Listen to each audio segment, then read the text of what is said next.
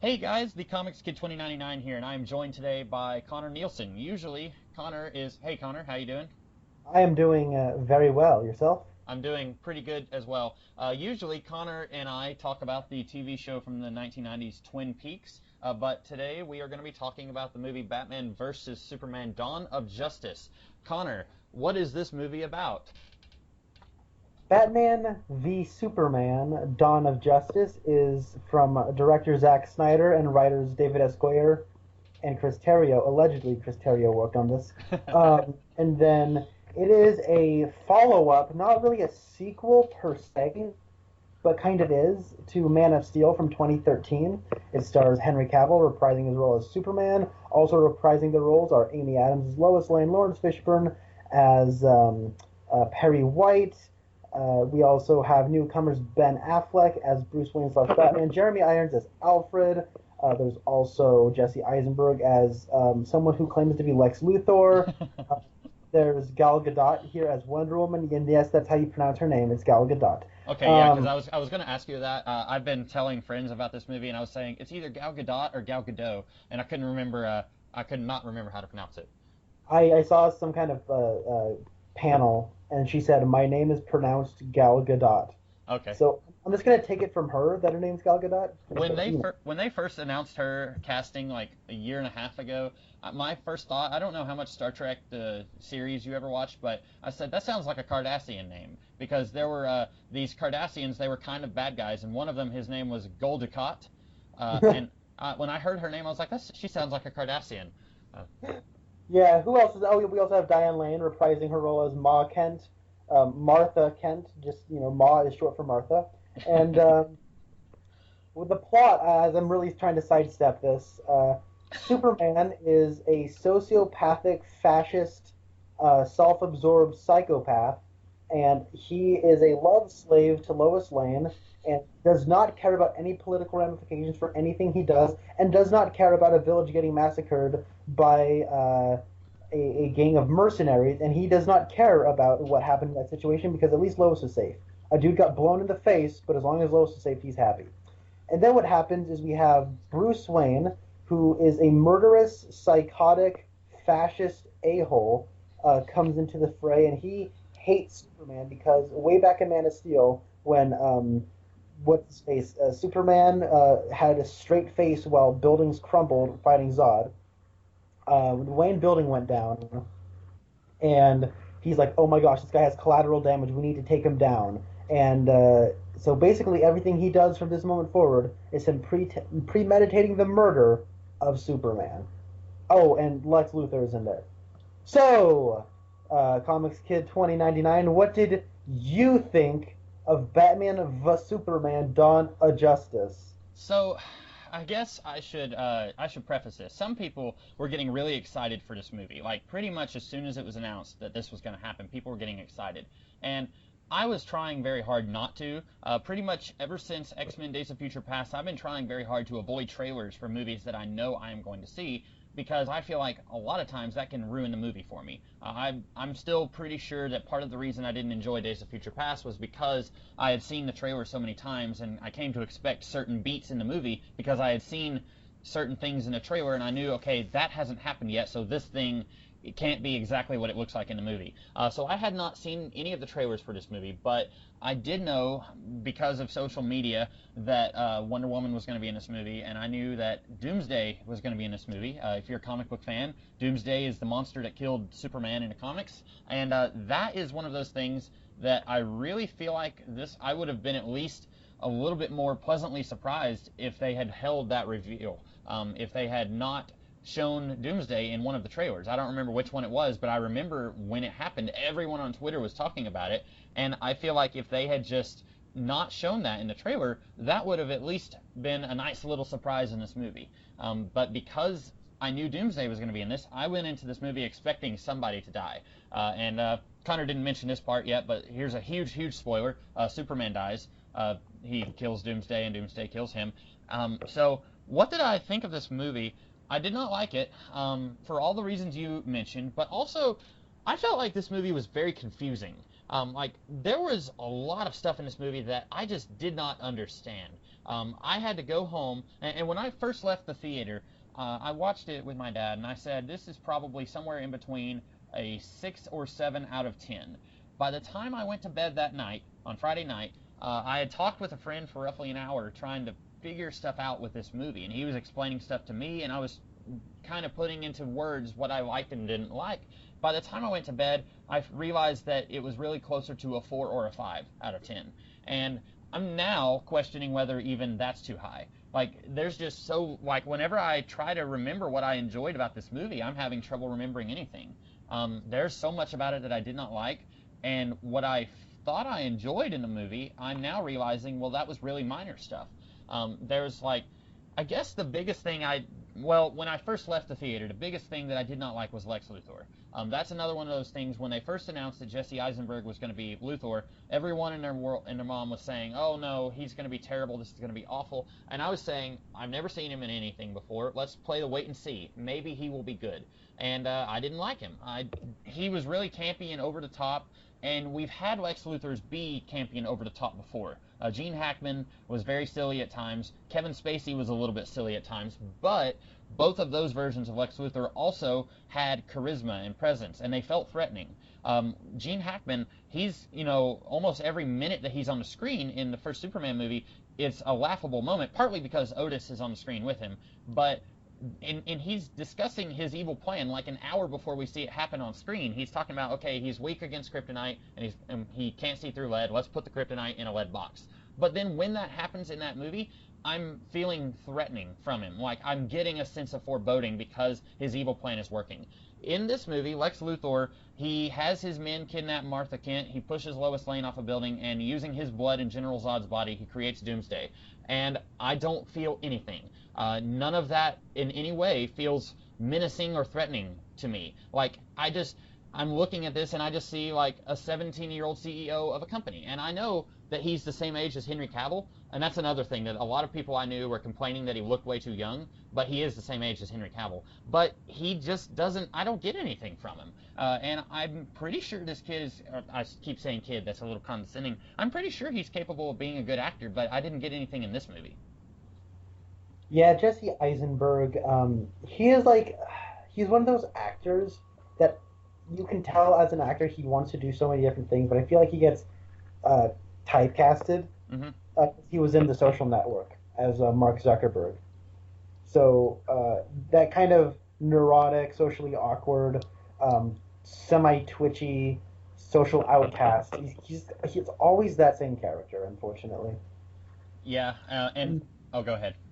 Oh, I was just gonna say, when it comes to Lex, so I guess are we just gonna talk about Lex up front, or? Yeah. That was just when I left the theater. The very first thing I thought was I did not like Lex Luthor, and then everything else I disliked about this movie kind of fell in suit after that. Yeah, you can. What did you think about Lex? Okay, I was just gonna say something about the previous incarnations of Lex. Okay, thing yeah. about, say Hackman and Spacey was they were Spacey and Hackman, Gene Hack. I almost said Jackman for a second. As Lex Luthor. No, so those two, they are pretty big people, and I'm not saying like they're stars. Like in real life, they're pretty physically imposing. Oh yeah. They're pretty tall. They're thick or not. I mean, I'm not saying like fat or anything, but they're pretty big guys. Broad, not necessarily fat, but like big boned. Yeah. Like Hackman especially, like he was a big guy, Mm-hmm. and so, even though he was kind of acting a little bit goofy, like as a physical presence, you always felt imposed by him, even when he was being goofy, because you know he could stand on his own. Oh yeah. He could hold his own against any human. And the thing about Lex is he's an alpha male, and you kind of got that. Like their egos went to both Spacey and Hackman's heads. Like they're all goofy and egotistic, but they still were alpha males. Yeah. And I'm not saying that they had to go that route. I'm saying changes. I'm okay with changes. The problem is Lex, within the context of this film, is such a poor antagonist in almost every conceivable way that his plan makes no sense. Right. His physical presence is irritating. counterintuitive and makes no sense within the context of what they're trying to do.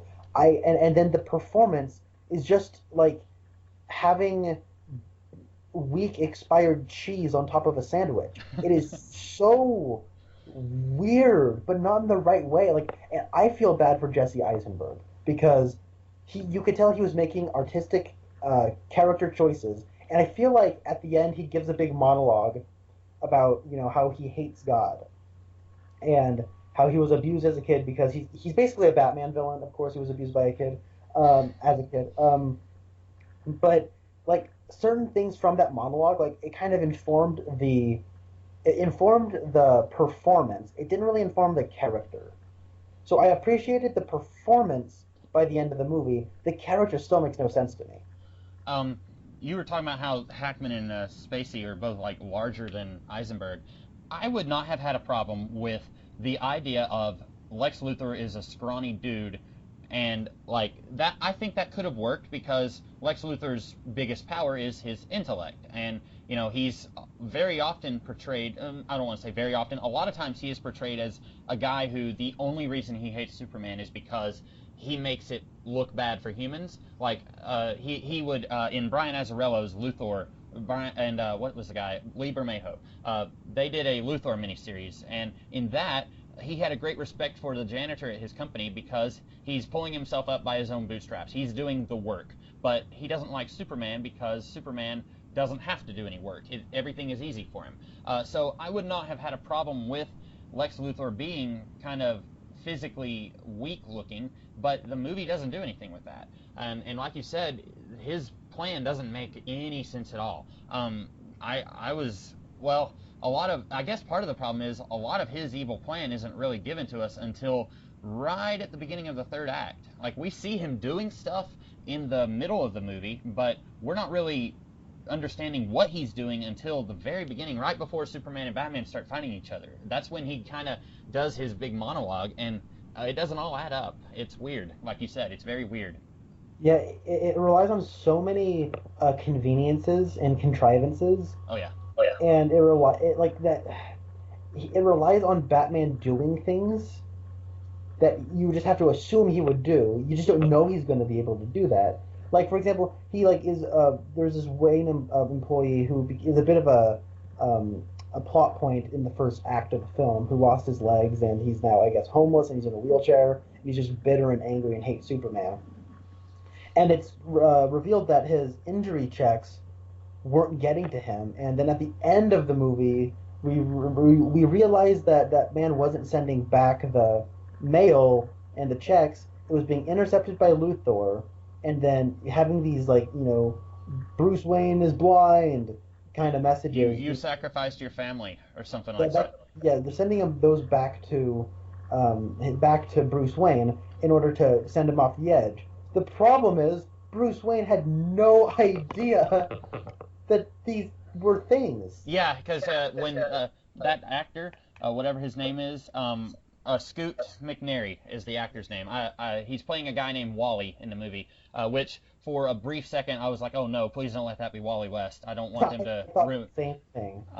Because especially since his legs are amputated at the knees, I was like, they're going to do something really stupid and cutesy, like he can't run and he's Wally West. But anyway, yeah, like Bruce Wayne hasn't been getting any of these checks back, and right before Scoot McNairy's character goes on screen to have a public debate with Superman, he's like, why haven't I been getting these? Batman says that, and I was like, yeah, why haven't you? That's never explained. Oh boy, there's a lot of stuff here. And then at the end, Lex is all bragging about, "Mwahahaha! I intercepted his mail, sent him a few little messages, and before you know it, he'll be tipped off the edge." But that's not what tipped him off the edge. Yeah. Oh boy, this movie, it's something. I don't know what it is, but it is something. Can I talk about my experience watching this movie? Yes, please. So, I got my ticket pretty early on, and because I work at a movie theater, I got my ticket for free. At least there's that. Yeah. My dad, he got to pay senior citizen price, so he went inside and bought his and mine, and then I just had to pay him back for the senior citizen price, so I didn't have to pay what I would have had to have paid if I had bought it myself. So at least we didn't have to go through that agony of having to pay the full price. So I watched this movie in 3D in pretty much a theater that's called an XD theater. It's kind of similar to an IMAX. And when the movie started and as it was happening, my first go around, I didn't mind the first half. I thought that there was some interesting ideas, some interesting themes, and I really dug Batman and Alfred, and I thought there was some neat Bruce Wayne stuff. And then after Granny's peach tea happens, the Yeah. thing just kind of started to fall apart. And your biggest issue with this movie is Lex. My brother, who I saw this movie with, his biggest problem with this movie is Lex. My biggest issue is Doomsday, because, my God, he makes even less sense than Lex Luthor. But we'll get to that a little bit later. Yeah. And then, so I thought about it, and I talked to several people afterwards about it, and I was more than anything, I was really disappointed. And then I watched it again the following night, because it was in my head, and so I watched it again with my twin brother, and this was his third time seeing it within the span of 2 days. Ooh. So I sat down, and when it ended, we sat down and talked for at least 2 hours and picked apart pretty much everything we possibly could, not just nitpicking, like legitimate story flaws. There was so much of it that doesn't make sense. You'd be hard pressed to find anything that does make sense. Yeah. The movie is, and I'm really sad about this. I really wanted to love this movie because this movie was depressing, not like in a narrative sense, but just as a viewer, I was just so crushed and saddened at how bad this was. Yeah. It's very humorless. I think there's 2 or 3 moments in the movie where in the theater I was in, and it was pretty full. It wasn't like a packed house, but there were maybe 3 moments in the whole movie where I heard somebody else laugh, and there was, I think, out of all those moments, one moment that I thought was a little bit funny. It was close to the end of the movie when Batman saves Martha Kent, and he says, "I'm a friend of your son," and she says, "I figured." I thought that was a little funny. It was not like a big, huge belly laugh, but kind of a, something like that. Like, it wasn't a bit, like, that was the best thing in the movie almost. Like, whenever, it might have been yesterday, somebody was saying, what was everything you liked about the movie and disliked.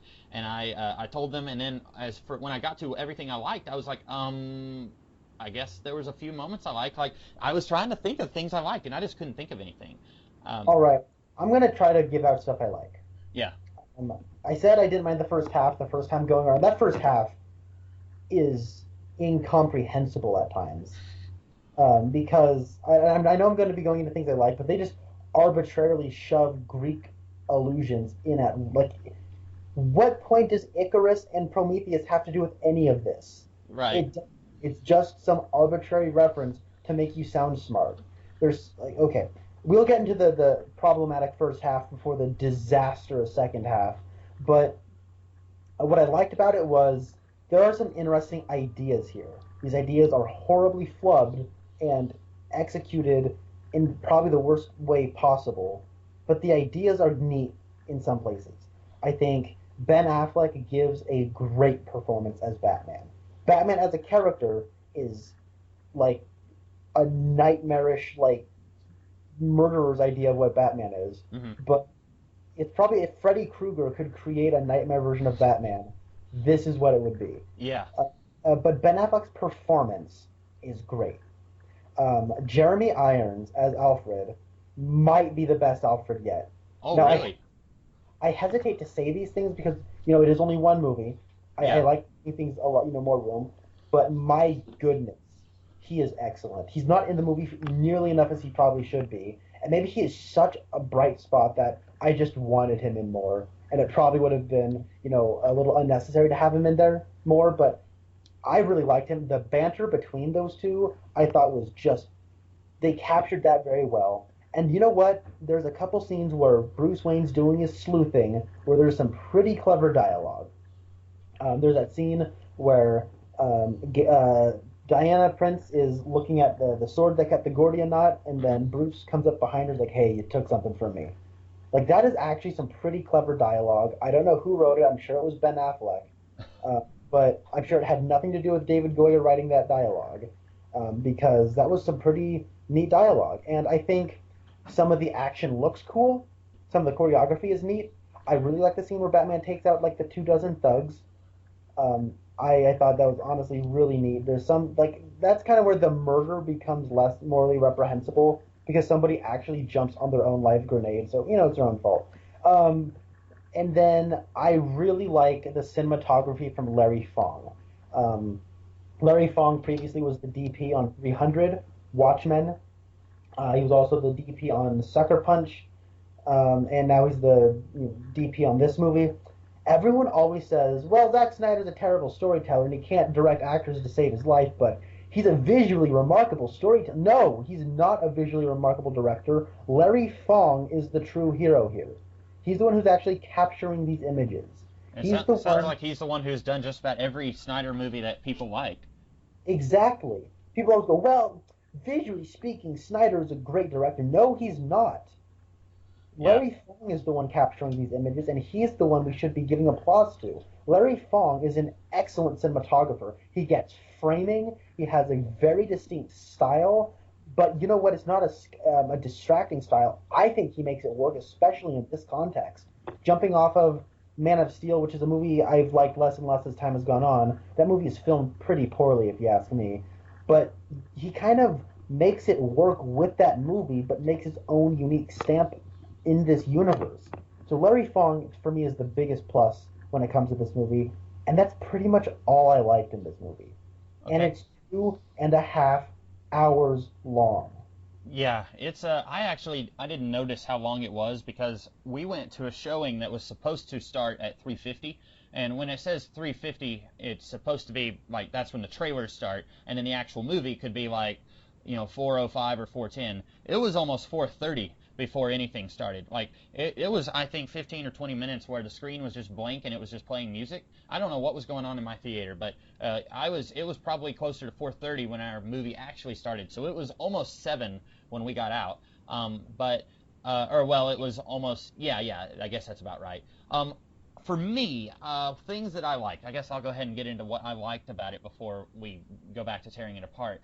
Um, I think most of the actors are pretty good. I still don't like Jesse Eisenberg's Lex Luthor very much. I liked Cavill as Superman, and I think I like Man of Steel better than almost everyone else in the world, and I especially like it after this movie because I think that whether you like it or hate it, Man of Steel is at least a movie on its own. It's a Superman movie. A lot of people will say that it doesn't capture Superman very well, but it's its own movie. But this movie feels like about 50% of it is an advertisement for the Justice League, and it is less its own story and it's more set up for future stories. But anyway, I'm getting into stuff I don't like. Things I like. Basically, I think that Gal Gadot, she did an okay job as Wonder Woman, although she's not in this movie a whole lot. And at times, I almost got the feeling that she was bored. There were times where she was really giving it a good performance, and then there were times where I was just like, okay, what's she got going on here? Like, it just seems like she's just kind of there. And probably I've because killed monsters from other worlds before. yeah. She probably realized that she wasn't going to get to do a whole lot in this movie and that she was just kind of ready to go home, like get her paycheck and go because like they don't give her anything to do other than fight a monster and she doesn't even get to kill the monster. But I thought most of the actors were okay. I was kind of surprised you said that Jeremy Irons is your favorite Alfred because I still think that I like the previous two Alfreds, the previous two live action Alfreds better. I'm not sure why. I just wasn't feeling this one. Maybe because he wasn't in the movie that much. If we do get a solo Batman movie, I might like him more. But I still think that Michael Caine and Goff, I think I like both of them a little better than this one. But That's those, totally fair. They're great outfits. yeah. So that's not like I'm throwing this guy under the bus. That's about it for me. Like I said, it was really hard for me whenever people were asking me what I liked about the movie. It was really hard for me to actually put my finger on what I enjoyed. Like I went through most of this movie just kind of waiting for something to happen that I would like, and I kept waiting and waiting. And like I think the action is pretty cool at the end, and I don't mean the Superman and Batman fight because I didn't like that. I don't like the idea that a lot of people have latched onto in the last 30 years that these two have to be enemies. I would much rather have had a movie where these two are friends, but I don't think that's something that any modern filmmaker was ever going to want to do. I'm not even sure if we can entirely blame Zack Snyder for that. He's definitely a very what's the word I'm looking for? Not fanboy. Kind of like Michael Bay, like very testosterone, like explosions all over the face. He's a dude bro movie director. Yeah, and so like I wasn't expecting a heartfelt friendship between these two characters from this guy, but I just don't know if any director or storyteller in Hollywood was going to give us the kind of Batman Superman movie that I would have wanted to have seen. But I liked the fight with Doomsday. I wish that we could have had more of this movie where these two were not enemies with each other, and then I probably would have enjoyed it a lot more. But overall, almost everything that I have to say that I wrote down is complaints about this movie. So, like, it was, I had very little positive to say when it got right down to it. Yeah, I want to talk about the Doomsday fight. Yeah, Maybe we're jumping the gun because Doomsday is my biggest issue with this, and I thought the fight, while the choreography was neat, it felt gratuitous to me. Why don't we start at the beginning? Because it begins with one of the worst edited one of the worst cross editing story things ever. With we have the murder of the Waynes, like corresponding with Bruce falling down the hole into the Batcave. Yeah. Um, it is so bizarrely edited, and then they have like the TV credits going on with it. Did you notice that? Like, Yeah. Well, I honestly thought that whole first 5 minutes of the movie, almost the first 10 minutes, could have just been cut from the movie. Like, how many times have we seen the Waynes die? Like, it's getting old for me. Like, I know that there's people out there who probably don't watch Gotham, and so the last time they saw the Waynes die was in 2005. Like, it's been 11 years. We got to see them die every year. But, like, we've seen, there's nothing new here. Like, I feel like we've seen this origin, and especially if you read comic books, you've seen it many times. But I don't have to see his parents die every time we get a brand new Batman. And so I didn't. Watch Pearls Falling. Yeah.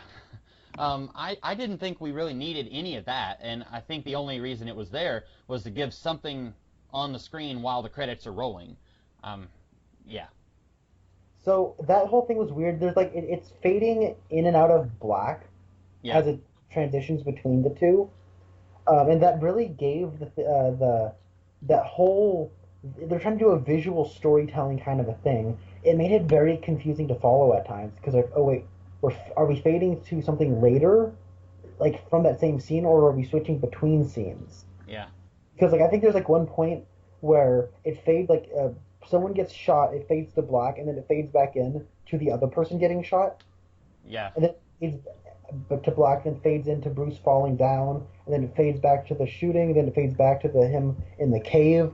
Like it's just so jarringly and lazily edited, and it's confusing as well. So, then we get the whole stuff with Bruce in the destruction of Metropolis, which, I mean, okay. I mean, you just have to kind of watch that little bit from the trailer, and you get the point. Because I don't know what it is. Like the scene is not very like exciting because people are getting like it's like a 9/11 style attack. It's hard to make this entertaining when it's trying to be a tragedy. Right, and it's not entertaining. It's very it's just you're just kind of uncomfortable watching it. Exactly, and then like it ends like, and this here's my another problem I have with this movie. Everyone's motivation and backstory is given to you at one time. It's not like slowly revealed to the audience throughout. Right. So we get all of Bruce's motivation right here, and I hope you're paying attention. I hope this really makes an impact on you because this is all the motivation you're going to get, and everything from here on out is out of this sequence. For a movie that's 2.5 hours long and has so much going on, you need to, give the audience not only just a little reminder, but maybe peel back another layer they maybe didn't see in that opening scene. Maybe peel back, a character background. You know what I mean? Add something to that, not just give it to us all in bulk now. Yeah. And, Bruce Wayne has a line with Alfred roughly halfway into the movie where he's planning to steal some kryptonite from Lex Luthor. And Alfred even says, oh, so you can destroy it, right? So that the bad guys aren't going to use it against Superman. And he says, no, I want to use it against Superman. And then he says, what does he say? He is an evil alien, and if there is even a 1% chance that he will turn on us, we have to take it a 100% possibility that it will happen.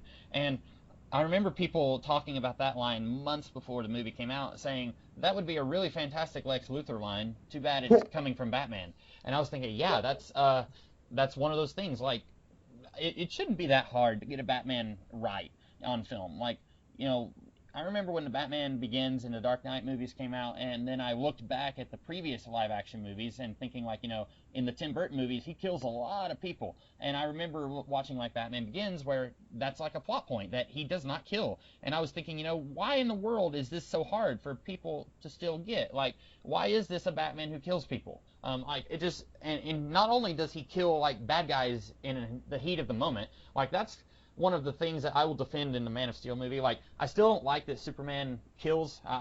Ideally, I don't want Superman to be someone who kills, but in the Man of Steel movie, every time I hear someone complain about him breaking General Zod's neck, I will say, okay, what would you have done differently? How is he supposed to defeat General Zod? And nobody can ever answer that. They just say, oh, well, he shouldn't kill. And they don't actually have a viable solution for how he can beat the bad guys. But like with Batman, he just has to beat them until they're unconscious and then take them to the police. Like, there's really no reason for him to kill people. But, you know, like him, he straight up is planning to murder a guy. Like you said at the beginning of this chat, he is premeditating murder on Superman. And like, that's something that didn't actually occur to me while watching the movie because I was so confused about so many other elements of this film, but it didn't even click with, I guess because I knew that Doomsday was going to be in the movie, so I knew these two were going to shake hands and then fight the common threat at some point. So I guess that's why him making a giant kryptonite spear to stab Superman with, like, that didn't really dawn on me. I was more paying attention to, okay, is he going to shoot bad guys? Is he going to break someone's neck or something like that? But yeah, it's like, I don't know.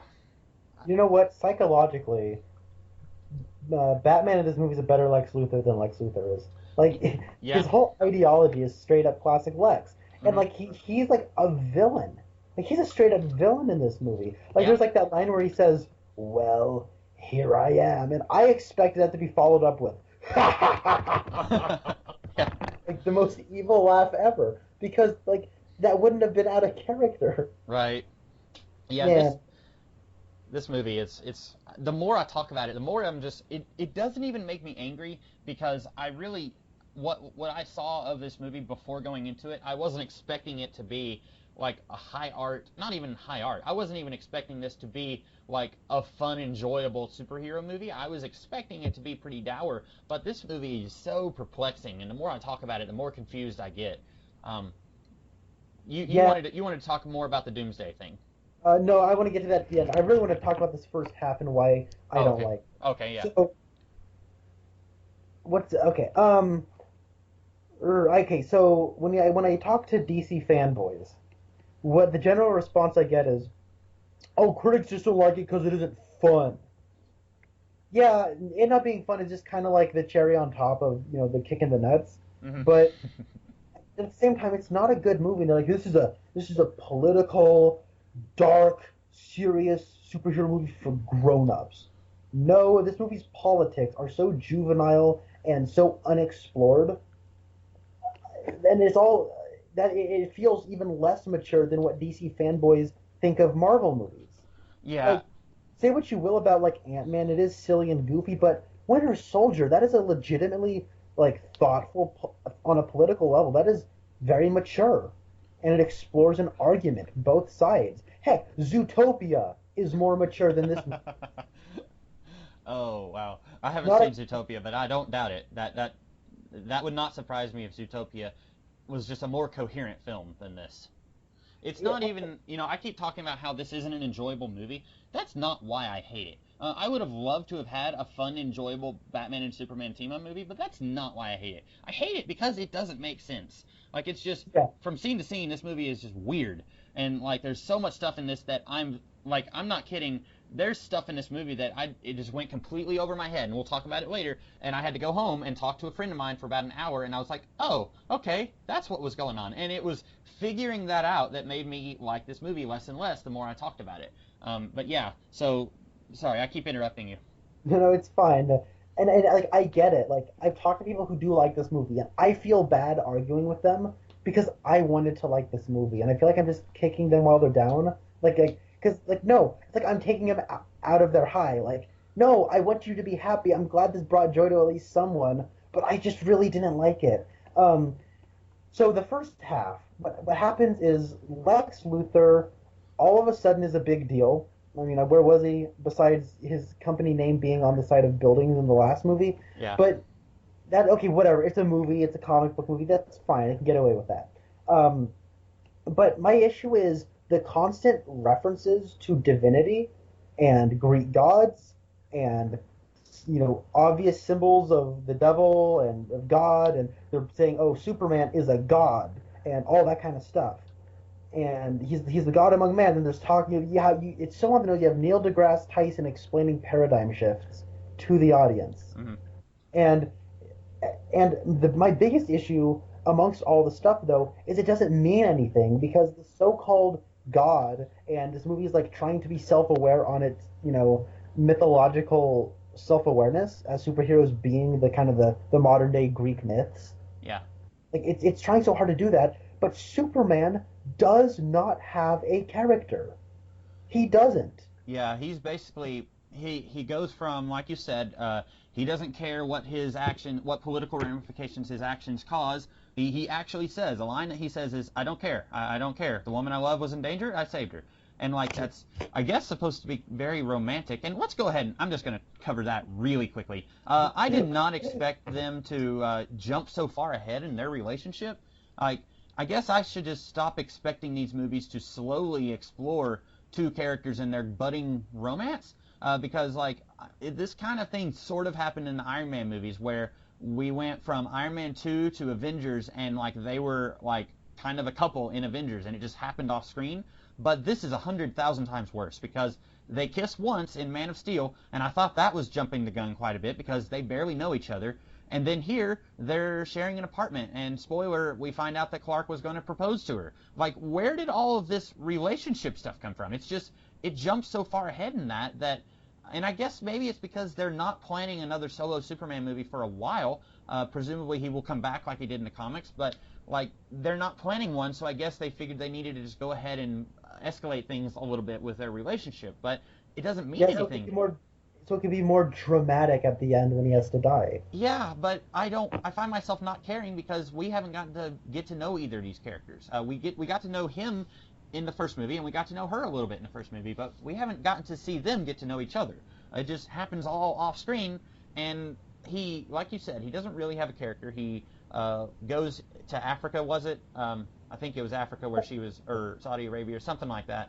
He goes somewhere, kind of starts a little miniature war to rescue her, and then the rest of the movie, his entire characterization is, he feels bad because people are saying that he is a bad person or something. So he goes to that Senate hearing to defend himself, and then the rest of his characterization is trying to take down the Batman either as Clark Kent or Superman. And like you said, it's like, okay, for this portion of the movie, he needs to have this characterization so the plot can move in the direction we want it to go. Yeah, I want to talk about Superman doesn't do anything. He simply talks at and doesn't do things. So, except the only thing he actually does is at the beginning. What happens is Lois Lane is interviewing a warlord, and then Jimmy Olsen, I guess that was supposed to be Jimmy Olsen, gets shot in the face. It was, and I have things to say about that. I know a lot of people have already talked about the Jimmy Olsen thing, but I didn't know that was Jimmy Olsen until I went home, and my dad said, "Oh yeah, his name was in the credits," and I was like, "Oh," it was like deflating a balloon. I was like, "Oh, okay." All right, I'll just go to my room. Yeah, anyways, Jimmy Olsen gets shot in the face. I do want to come back to that. Jimmy Olsen gets blasted in the face, and then they're about to, do the same to Lois, and then Superman is like, I can hear across continents. I didn't want to save Jimmy, but I'll save Lois. Because he's not my best pal in this continuity. Yeah. And then what happens is he stops that warlord, crashes him through 5 cement walls. I guess he's dead now. What happens is, these Russian mercenaries shoot up the warlord's guards and then drive away. And then in the next scene, there's one of the women, presumably from that incident, talking at a Senate hearing to Holly Hunter. And she says that everyone died. So presumably those same mercenaries drove to a local village, and shot the entire village dead. And then what happens is in the next scene, Lois is like, hey, there's these horrible things that happened. Like, you're going to have to answer these consequences. And he says, I don't care. Yeah. Like, are you serious? You're already in the area. People are getting massacred, and you're not going to do anything? Well, as long as Lois is safe. Yeah. I can't believe it. This is Superman? And then what happens is in the stupidest, like, this is not journalism way, Perry turns to Clark and says, your sports today. Yeah, that was dumb. I have that in my notes. Here's why. Yeah. Oh, go ahead. No, but they already have established Steve Lombard is in this continuity. Exactly. He was in the Man of Steel movie. Lombard is the sports guy at the Daily Planet. Where was Steve Lombard? Like, here's why I thought it was stupid. In addition to that, Steve Lombard was in the Man of Steel. Suddenly he's gone. Maybe Superman broke his neck and threw him into the sun or something. But Steve Lombard is gone. So now Clark is. Yeah. But here's why I thought that was dumb. Because Perry White lets Lois Lane do whatever she wants. She can do anything she wants, and Perry White says, oh, okay, Lois, you go do that. But then Clark Kent suggests doing some journalism, going after this psychotic Batman guy who brands people with a bat and then sends them to prison where they will get killed by other people because they have the bat mark on them. Clark says, hey, why don't we do a news story on that? And Perry White says, no, let's not do that. You're going to do sports because that's more important. I don't understand why Perry White thinks that is more important than the Batman story, why he lets Lois Lane do whatever story she wants, but Clark Kent has to be kept on a really tight leash. And then this is the only reason that Clark Kent goes as Superman to confront Batman the first time. It's plot stuff that it's not character stuff informing the plot, it's plot stuff informing decisions that characters are making. Because the only reason that he goes to confront Batman the first time is because Perry White says nobody cares about Clark Kent versus the Bat of Gotham. They don't ever call him Batman, they just call him the Bat of Gotham. But he says... He actually says the Batman. Oh, he does? I only ever heard him say the Bat of Gotham, which I thought was kind of a cool little... It reminds me of the Golden Age, like where it was Bat-Man. Yeah. And, I kind of like that in stories that are set early in Batman's career. But... it's so weird that Perry White is like such a tight butt on Clark Kent and like, no, you can't do that story. Even though there's some journalistic integrity to what you want to do, I want you to cover this baseball game or whatever. But then, like, Lois Lane can do whatever she wants, and then that's the only reason that Clark goes and confronts Batman, and then that propels Batman to further... that makes Batman realize, okay, this guy really is a threat because he came out of nowhere and he wrecked my Batmobile and he threatened me, so now I definitely have to steal the kryptonite. Like... it's all stemming from Perry White being a hypocrite, and it's just weird. That's a great point. Now Perry is super unlikable. Yeah. So then what happens is, here's what Clark Kent the reporter, his whole thing, here's why his subplot is not good. He sees on the news that the Bat brand is happening. He's like, man, that guy's real brutal. Mm-hmm.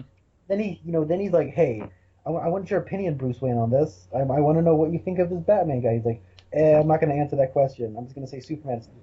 Yeah. And then what happens is he's like, well, I'm really passionate about this. I've seen what it can do. No, you haven't. He actually tells Perry, I've seen like the brutality of this Batman guy. So are you telling me that during that big car chase, he watched it and chose not to interfere? He wrecked Batman's car. And then there are criminals getting away with a weapon that will kill him. I mean, he doesn't know about that, but there's still criminals, like, just getting away, but he doesn't care. As long as he gave Batman a slap on the wrist. Yeah, and then that scene ends with the stupid, do you believe? And then he flies away. You will. Yeah, that was a thing that people were quoting for months because it was in one of the trailers, and that sounds like something that would have been in, like, The Dark Knight Returns, like, a really cool, like, action line, except that it's not in an action scene. It's just in the middle of a conversation, or at the end of a conversation. Like, hey, by the way, I'm going to kick your butt. Okay, I'm going to fly away. I'm seriously going to kick your butt later. Like, that's the equivalent of what it is. So this is a Superman who clearly has no interest in stopping crime. And this is also playing into why I think Superman is a fascist. Mm-hmm. He's all-powerful. And everything he wants, he gets. He punches things, and he uses his power to overcome others who might challenge his power. That's fascism. Hmm. What happens is Batman is just not like as far as he knows, Batman is just kind of over there doing things the way he wouldn't like them to do. It's out of his jurisdiction. You know what I mean? Yeah. Like Batman's over there kind of doing his own thing. He's well, I mean, as far as he knows, he's not actually killing anybody. And then like he says, consider this mercy. Just I don't want you doing what you're doing because I say so. Consider this mercy. I could kill you and break you into a million pieces if I wanted to. Yeah. Like, what? And then what happens is he goes to the Senate hearing, and then it blows up, and he's like, well, I can't exactly fly out of here, or else it's going to look real suspicious. So I guess he just kind of hid under the ashes, and then everyone, like, went away, and then he went away. And then he just disappears. At one point, Lois figures out that Lex might actually know who Superman is, and that's how he knows about her. That whole scene is very confusing, but Yeah. I that's didn't. what I got from it. And then instead of Lois saying, "Oh my God, Clark, Lex knows you're Superman. He's gonna endanger us," he just goes, "I go," then he flies away. And then what happens? He goes to he hallucinates Pa Kent on the top of a mountain that ultimately amounts to, "Well, son, all you really need in your life is a good woman." And he goes, "Huh? Well, I guess I got a good one. You know, maybe life isn't so bad after all." And then he flies back, and then he's like, "You came back, Clark," and they treat it like this big important moment that he just had this character revelation. No, he didn't. And then what happens is like he's gonna sacrifice himself for Batman and Wonder Woman, and his mom got kidnapped, but and then we have the whole Batman Superman fight, which is so contrived. Oh yeah. It's Yeah. so contrived. And then he sacrifices himself, and everyone's all sad and act like, everyone I've talked to said, well, at the end he realized that this is his world, and he makes a sacrifice. Yeah, that's what they're telling you, but they don't show you any of that. All we're told, here's all his character arc is. People don't like me. People are doing what I'm telling them to do, and I could kill him if I wanted to. Oh, all I need is a woman? Well, I mean, yeah, I got that. Okay, I guess life isn't so bad. I'm gonna give my life for these people now. That's his whole character arc. Yeah, it's bad. I would even go so far as to say there is no character arc. Like it's just characters, not even characters, things, vessels for that move the plot forward, are just doing things to move the plot forward. Like there's very little characterization in this movie. Um, I wanted to talk about the Jimmy Olsen thing. So a Okay. lot of people are really that is Jimmy Olsen in the credits. He's credited as Jimmy Olsen. He is a CIA agent who I guess got a job at the Daily Planet and then immediately is like, okay, I want to go with Lois Lane over to this hostile third world country and take some photos. Okay, yeah, go ahead. And then he puts this little tracking device in his camera. The warlords people, they find the tracking device and then they shoot him in the head. And so everyone is saying, why in the world would you waste Jimmy Olsen in this, 2 minutes of screen time? We'll never get to have Jimmy Olsen back unless they do what Smallville did, where you had a Jimmy Olsen and then you killed him off, and then he revealed that he had a younger brother who's also named Jimmy Olsen. Like that's the only way they could bring back Jimmy and use his character in the way that he's actually used in the comics. And so people were saying, well, why in the world would you waste Jimmy Olsen here?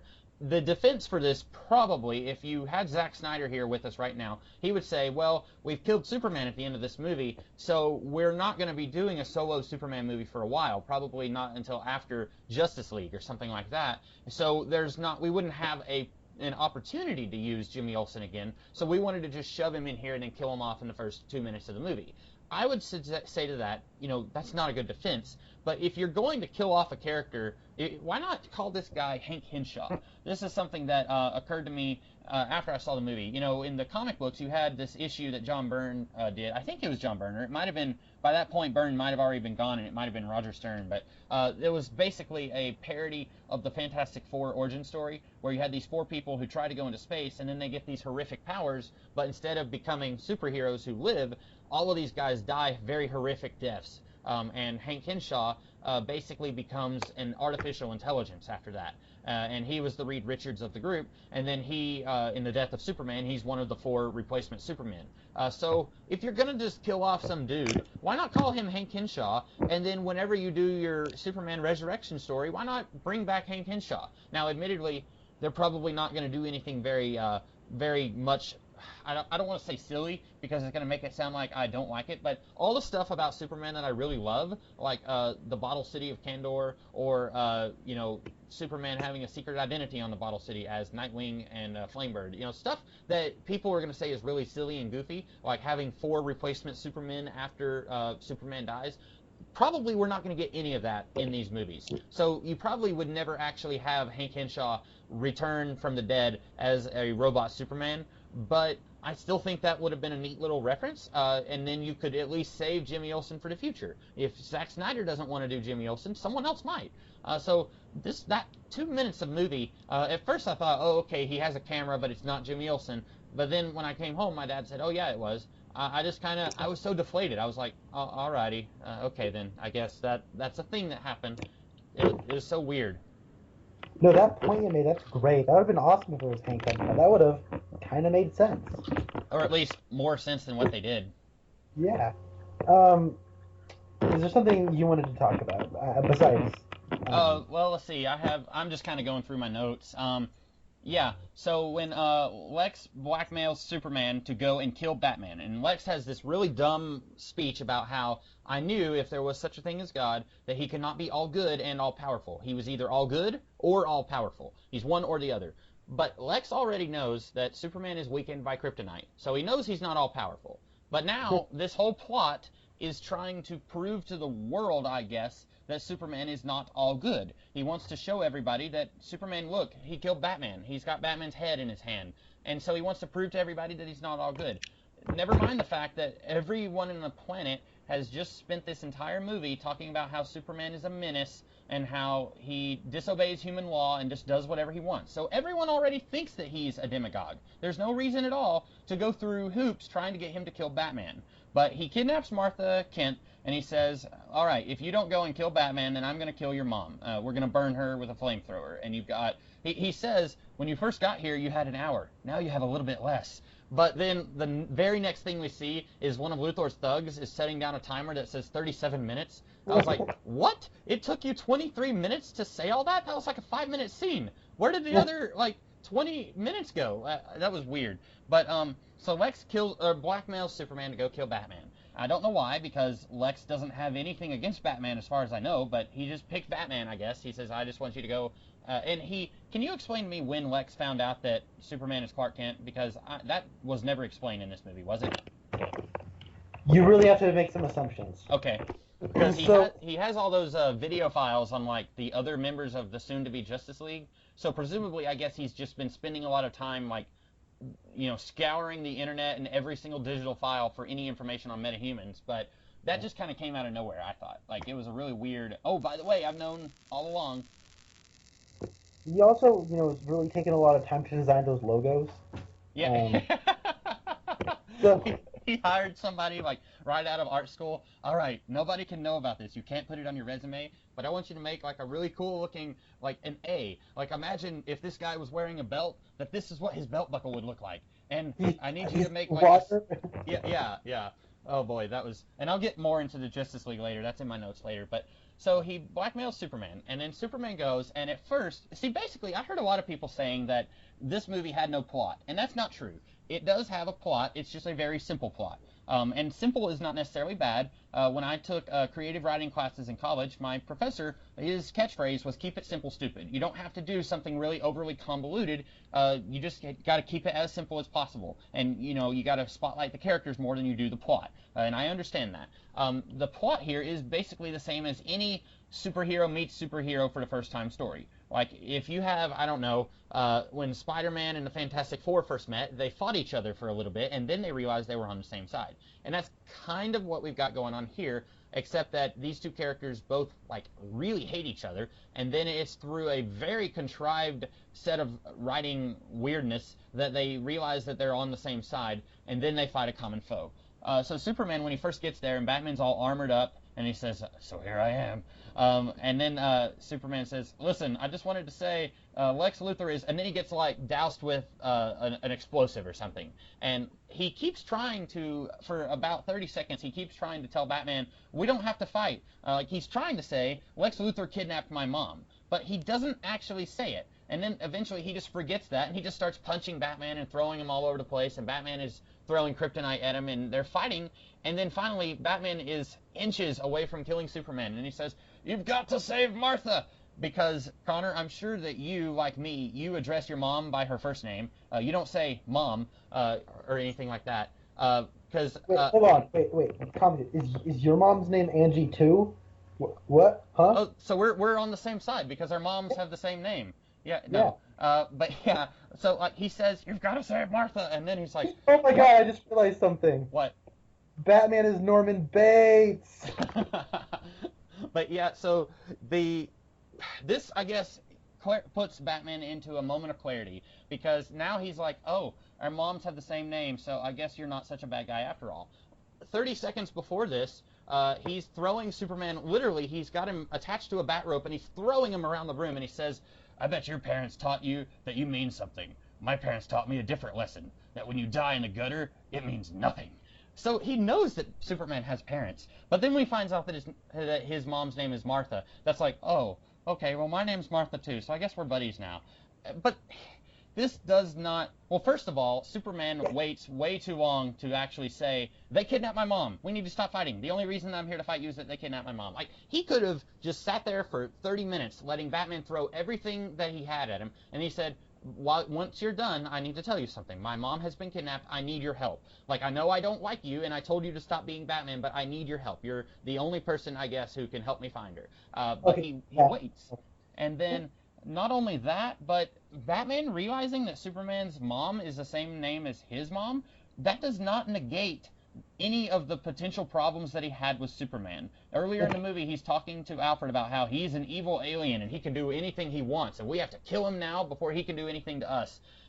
Him having a mom who's named Martha, that does not negate any of your concerns. It does not address any of your concerns. Those concerns are still out there. The only reason that they're not by the end of the movie is because Superman dies. Like, all of the political stuff, the air quotes political stuff, because it's barely political at all, it's just stupidity. All of that stuff, none of it gets addressed by the end of the movie. It's just Batman and Superman saying, "Okay, well, we did hate each other, but now we're friends, and let's go fight this monster and save your mom." Yeah. Like, trying to break down this Batman versus Superman fight is like pulling teeth. Because on the one hand, like, you pointed out so much that is wrong with Superman's side, and I think that's only half of the problem with Superman's side. We're not even getting into the issues with Batman's side. So, we talk about how, like, Batman said, the world only makes sense if you force it to. What is that supposed to mean in the context? I get that the reference to a comic book, but within the context of this, what's the point of saying that? Yeah. And furthermore, okay, here's the thing. I get, the idea of his mom's being named Martha. The whole idea is that my mom's dead, her name was Martha. We even have to flash back to the part where Jeffrey Dean Morgan says, "Martha," when he dies. Oh, by the way, both of Batman's parents are in The Walking Dead. Yeah, I was going to make that reference. I was looking them up, and I didn't realize that was Jeffrey Dean Morgan or the chick from Walking Dead. I didn't realize either one of them were from The Walking Dead, because they're just in it, for about 30 seconds of the whole movie. But yeah, that was amusing. Yeah, so he's like, so people, will say, well, his name being named Martha, it puts into perspective that, oh, he's a person. Like, he is a person. And if he can save Martha, then in a way he can kind of save his own mom. Like, there's some interesting psychology there, but it's completely undercut, as you said earlier, by him saying, "I bet your parents told you were special. Yeah. You're not special. I know you got parents. I don't care." God, he's like swinging him around, and just he's got his big spear in his hand. Like, I mean, I've seen a couple people say this, but it bears repeating. Where here's how, like, within the logic of that entire fight up to that point, here's the way that would have gone. Martha, what does it mean? It's his mom's name. His mom's name's Martha. Mine too. Yeah. Yeah. Yeah, I think if Superman's mom had been named anything else, or if it had been Lois Lane who was kidnapped, and he was like, "Lois, you gotta save Lois," he's like, "Well, that name doesn't have any meaning to me. Alrighty, see you in hell, buddy." And just like, oh man. And I saw people on, like, Twitter, and a friend of mine were saying, like, it never occurred to them that both of them, their moms were the same name. And, like, that occurred to me a long time ago, but why in the world? Like, I never thought that we were going to see a movie where that is a plot point, where both Batman and Superman's moms have the same name. I never thought that was actually going to be a plot point in a movie. Like, it's a not only a plot point, but like a turning point in this movie. Like, it is what keeps Batman from murdering Superman. Yeah, it's ridiculous. Yeah. Like it is certifiably meme worthy. Yeah, I've already seen people start making fun of it, like how in the Nolan movies it's like, where are the other drugs going? Like, it's that. It's gonna be that we're gonna start seeing like Batfleck, especially when this goes on DVD and people are able to like take screenshots and stuff. Like, we're gonna see Batfleck like saying, what does that mean? Why do you keep saying that name? Like, we're gonna see it all over the place. Yeah. And it could be funny. Like I used to say, I know you're a huge fan of The Dark Knight Rises. I used to say that. Even though I wasn't a fan of that movie, it was all worth it because of all the memes that we got for Bane. It's very possible that this movie will become a little bit more bearable once I start seeing people like... but it's just so hard to make fun of this movie because it's not in any way amusing. Like, even the Dark Knight and The Dark Knight Rises, which did not have a ton of jokes, even those were more... Like, they had more funny moments in them than this movie. Yeah. Like, I mean, I always, like... As much as I love The Dark Knight Rises, there's that moment where he turns around and Catwoman jumps off the roof and he goes, so that's what that feels like. Like, it's supposed to be funny, but I'm not laughing at it because it's funny. It's just so awkward. Yeah, and that was a Kingdom Come line. And I've been more and more with these DC movies. Like, I am seeing just straight up like entire lines taken out of these stories, but then like the story itself is very different. Like, this had... you said that you have to force the world to make sense. Was that a reference to a comic book? I could have sworn that was Dark Knight Returns. It could be. It's been a little while since I've read that, but there were two. There's a visual reference to All-Star Batman. Oh, it is. The part where he runs the Batmobile and splits a car in half. I haven't read All-Star Batman. Oh, consider yourself lucky. Yeah, wow. It's one that I've thought about reading it before, and like I'll look, and it's like they've got the trade paperback that costs you like $9, and then they've got the Absolute Edition, which collects one more issue, and it costs like $60, and I'm like, no, thank you. But like, as bad as this movie is, All-Star Batman is at least 3 times worse. Oh man, that sounds awful. This movie had at least 2 straight-up lines that are from other comic books. One of them, oh man, I may not even be able to remember it. One of them was from Alfred. It was when he said the wine cellar is going to be empty for the next generation of Waynes, or something like that. That line is in Dark Knight Returns. That line I remembered. And then I was 100% sure there was another comic book line in this movie, and I cannot remember what it was. If it comes to me again, I'll think of it. But I remember at one point, like it's like some CNN, PBS interview with Holly Hunter, and the guy goes, "Must there be a Superman?" You get it, audience? That's the name of a famous Superman story. Yeah. Do you get it? Yeah, and I didn't realize that, but all that brief. Fortunately, it's brief, but like the TV anchors all talking about Superman's role in society, like that's kind of like in Dark Knight Returns, when although there it's throughout the story where they're talking about Batman. But I wish I had written down the 2 comic book lines, the lines that are just straight up from a comic book, and I cannot remember what those lines were, except for that one that Alfred said. But oh well, if I do remember it, it'll come to me. I'm still dissecting this Batman versus Superman fight.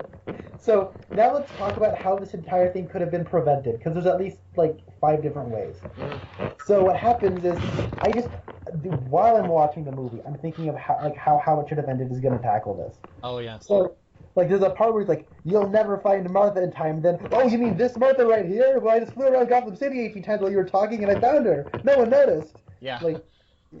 And then, okay, so he goes like, he's like, "Where is she?" You know, which is a reference to the Dark Knight, I guess. Yeah. Man says, "Where is she?" And what happens is, it's like, I don't know. You kill me, she dies. You fly away, she dies. You gotta go find. You gotta go fight him.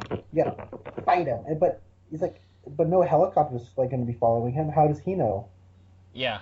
The only helicopters in this entire movie, like during that whole sequence, is the helicopter he gets on to leave, and the helicopter that Lois Lane gets on to go and stop them from fight to try to stop them from fighting. And Yeah. then what happens is, so that's one way, is to just simply use your superpower and how it should have ended it. And then the second way you can do it is he goes to Lois and says, "No one's good in this world." Like, and that's probably my least favorite line in the entire movie. Because had he killed Batman, that would have made sense. But he didn't. Right. So he doesn't. And so then what happens is he goes on over to fight Batman. And so instead of just walking up behind him and saying, "Hey, Batman, they got my mom tied up," he floats above him, looking angry out of his mind, and then slams on the ground like a pro wrestler.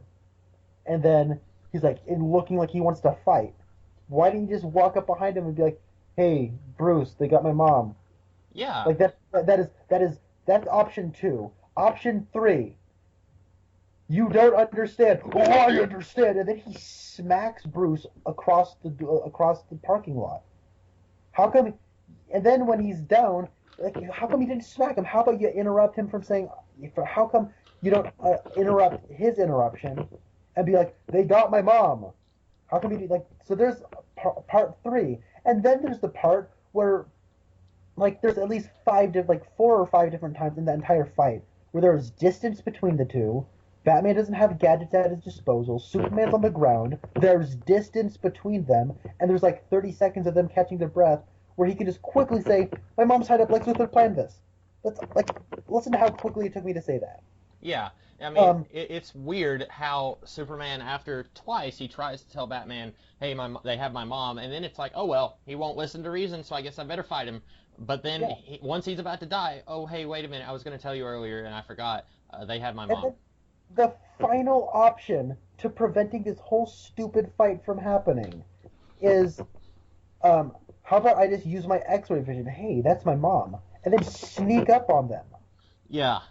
Like, yeah, that was what was kind of occurring to me whenever he was like, "You don't know where she is." Well, they're already portraying Superman as this weird, creepy dude who's like way, like he views himself as being above everybody else. So just get on the tallest building in Metropolis. And by the way, I guess Metropolis is literally right next door to Gotham City. Yep. Like, I've always just, in most incarnations, they're at least in different states. But here, there's just a small little bay separating the two. Like, in Metropolis, you can see the bat signal shining. But anyway, that's a nitpick. That is what that is. Anyway, so Superman, all you have to do is get on top of the tallest building and X-ray vision everybody. It doesn't matter if you're violating our civil liberties because you already do that anyway. Like, I think it's funny how he actually tells Bruce Wayne civil liberties are being trampled on. Oh, he does. Does he say that? Yeah, he's like, people are running in fear. Civil liberties are being trampled upon. Hey, Captain Hypocrite. Yeah. Shut up. Like, oh man. The only, pretty much, did you only have the Doomsday thing left that you wanted to talk about? No. Oh, okay. So, here's another reason why him not finding Martha is extremely contrived. Apparently, he knows what's happening to Lois continents away. Yeah, that's a good point. I didn't think about that. How come he can't detect his mom from A, being kidnapped, and B, knowing where she is? Yeah, in the same city. I mean, we don't know where Smallville is in this world. Probably Kansas. That's usually where it is. But like, at the very. Oh no, they say in Man of Steel, I was born in Kansas. Oh yeah, that's right. So at the very least, I mean, he's in America. Wherever Metropolis and Gotham are, he's in America. So you're right. He was on the other side of the planet when he saved Lois. That's a very good point. I didn't even think about that. Yeah, like, oh my god, so much of this doesn't make any sense. Like, at all. Which is a bummer because, like, I remember, like, I wasn't exactly very excited for this movie. I remember when David Goyer said, like, I remember the big announcement where they're like, Batman is going to be in this Man of Steel sequel. I was so excited.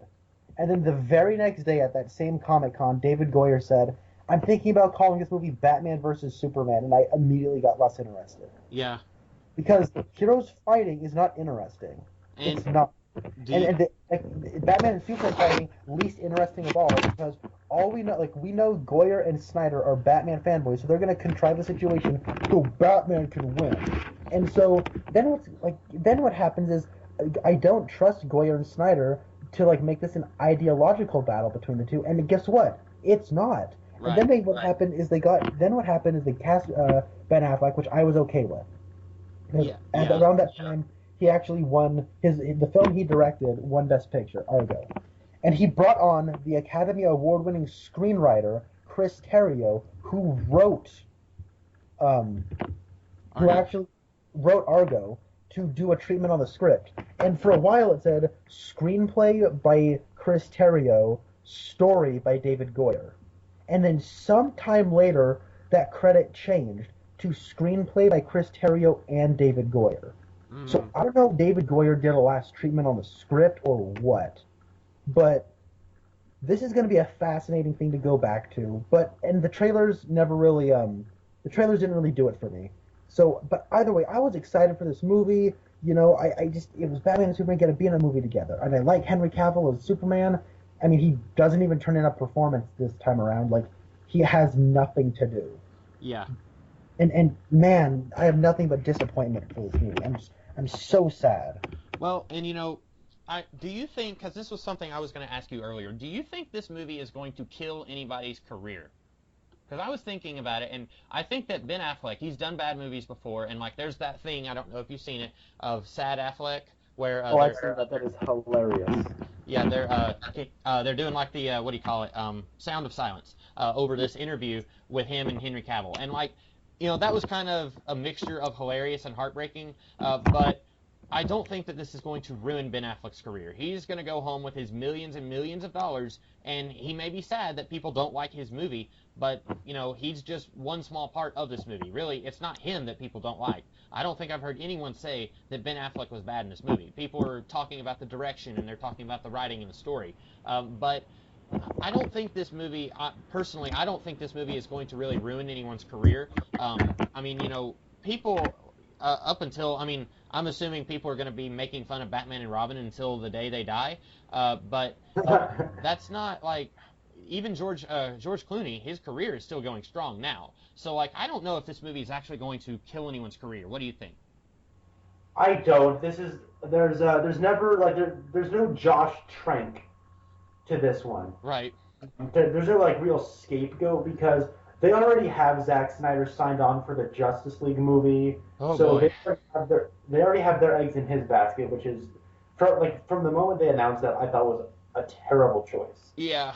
I was really hoping that there would be enough criticism about this movie that Warner Brothers would say, Zack Snyder, you're out. Let's get somebody else in here. Like, this movie we already know is going to do like a lot of money at the box office, but I was really hoping, because I was reading something that someone wrote where they said Superman Returns did pretty well at the box office, but then they still kind of killed the possibility of a sequel because someone somewhere they weren't crazy about Bryan Singer's ideas. So I was really hoping something like that would happen here, but so far it seems like they're going strong into a Justice League movie by Snyder, and that's disappointing to me. So also, like Ben Affleck, he's got a movie coming out next December or November, which he's directing and starring in. Which, he's been doing very well as a director. So his career's not over at all. The last movie he directed won Best Picture. So Yeah. And the movie before that he made, The Town, was like everyone was mad it wasn't nominated for Best Picture. So the critics love his movies, and people like him as Batman. So I don't think and you know what? Suicide Squad is coming out later this year. Batfleck is going to be in that movie. Oh, I think yes. that is like a second chance. And honestly, I'm still excited for Suicide Squad. Yeah, I'm more excited for it, I think, than I was for this movie.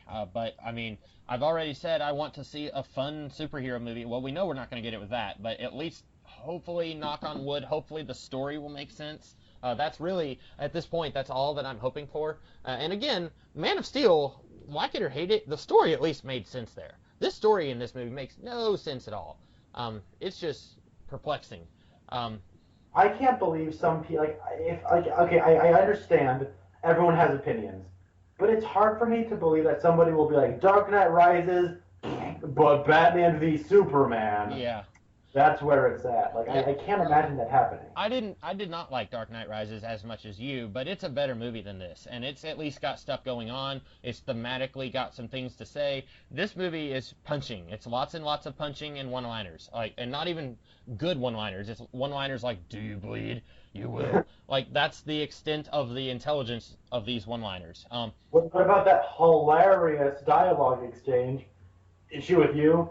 I thought she was with you. I actually like that. That was the other point that I laughed. I forgot to mention that earlier, but I laughed when Batman saved Martha Kent, and then I laughed there. Maybe it's just because there was literally no other funny moments in the movie. So even a moment that, if that had been in like Guardians of the Galaxy, it would not have been funny at all. I would not have even cracked a smile. But because it's in such a humorless, dour movie, I did laugh. Maybe because there was no other moments like that. But I just I thought the dialogue scene was awkwardly edited. I think those takes went on for a little too long, a couple seconds too long. And humor is something that relies entirely on timing. I just didn't think the timing was there. yeah. Um, Oh, go oh, ahead. I think want to say I think I know what the other comic book reference you were thinking of. What was it? It's where he's saving Martha Kent and he's got that dude's gun in his hand. He's like, "I'll do it. I'll kill her." And he's like, "I believe you." That's And then- exactly what it was. Yes. Yeah, and I actually, maybe this is just me trying to search for something positive to say. I think it worked better here than it did in. Now, did that guy holding the flamethrower, did he die? Oh yeah. Okay. He shoots his pack And then it blows up. Okay, you're right. I knew Yeah. it blew up, but I didn't see the guy. But never mind then. I was going to say this works better than it did in Dark Knight Returns, because in Dark Knight Returns, when he says, "I believe you," he killed the guy.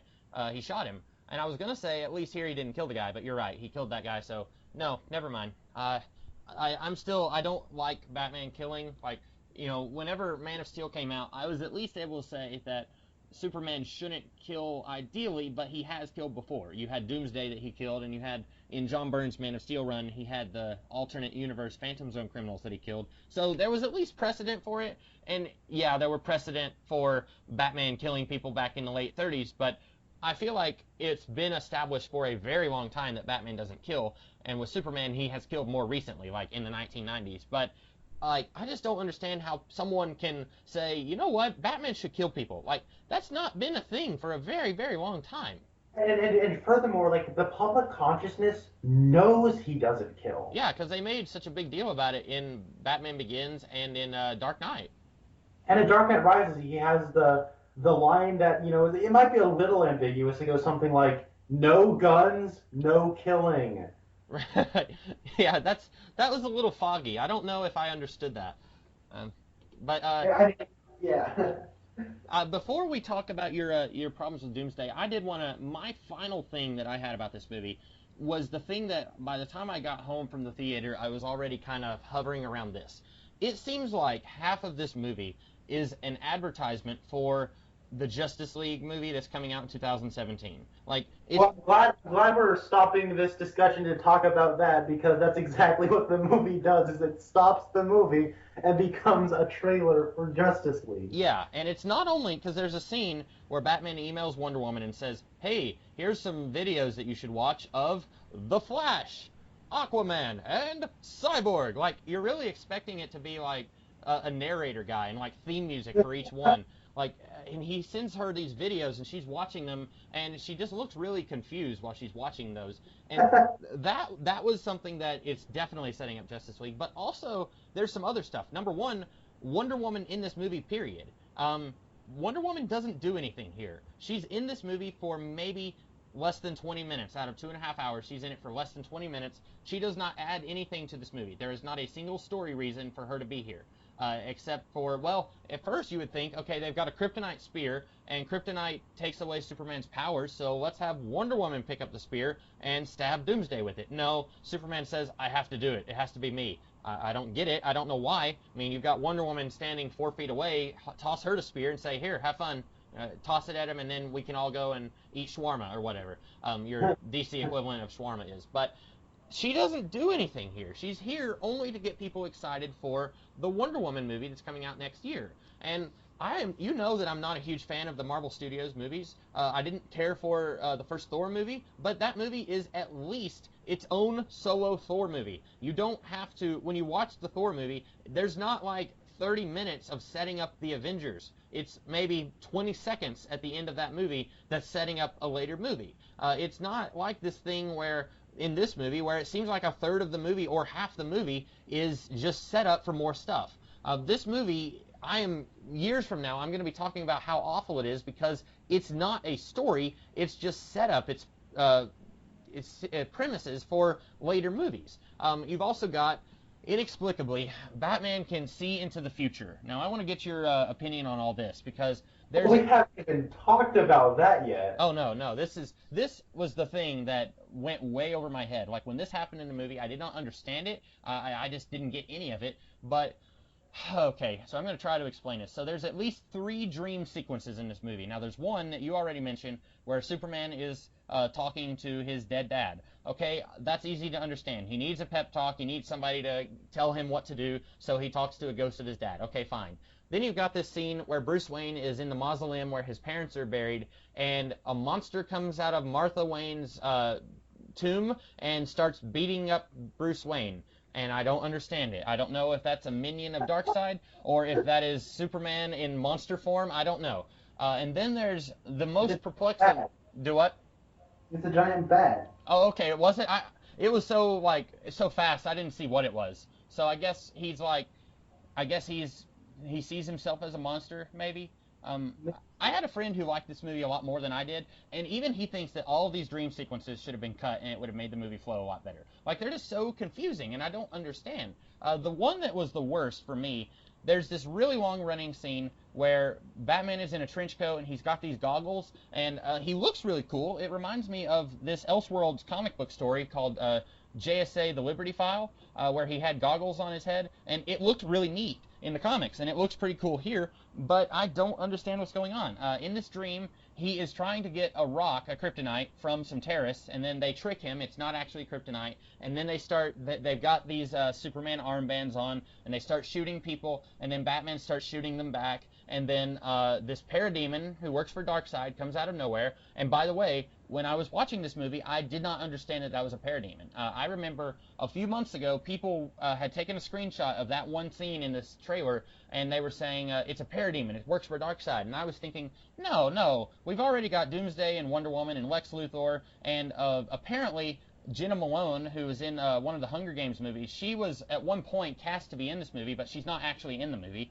So I don't know what happened to her, but at the time there were rumors that she was going to be either Robin or Batgirl, and I was like, yeah, we've got all these people in this movie, there's no way they're also going to throw Darkseid into it. Well, they didn't really throw Darkseid. They've got these very, very subtle references to him, so subtle that going home I did not catch on that was references to Darkseid. But then in this dream, after the parademon punches Batman into the ground, we see Superman comes in and he unmasks Batman, and then he says, she was my world, she meant everything, and you took her from me. And then he does his heat vision on him, and then he wakes up out of that dream into another dream where I guess the Flash is talking to him, and he says, you were right about him. Lois Lane is the key. And then he says something else, but it's really loud. There's like energy crackling around him. And that was another thing. I did not know that was the Flash. I had to ask a friend of mine, who was that guy? And he said, oh, that's the Flash from the future.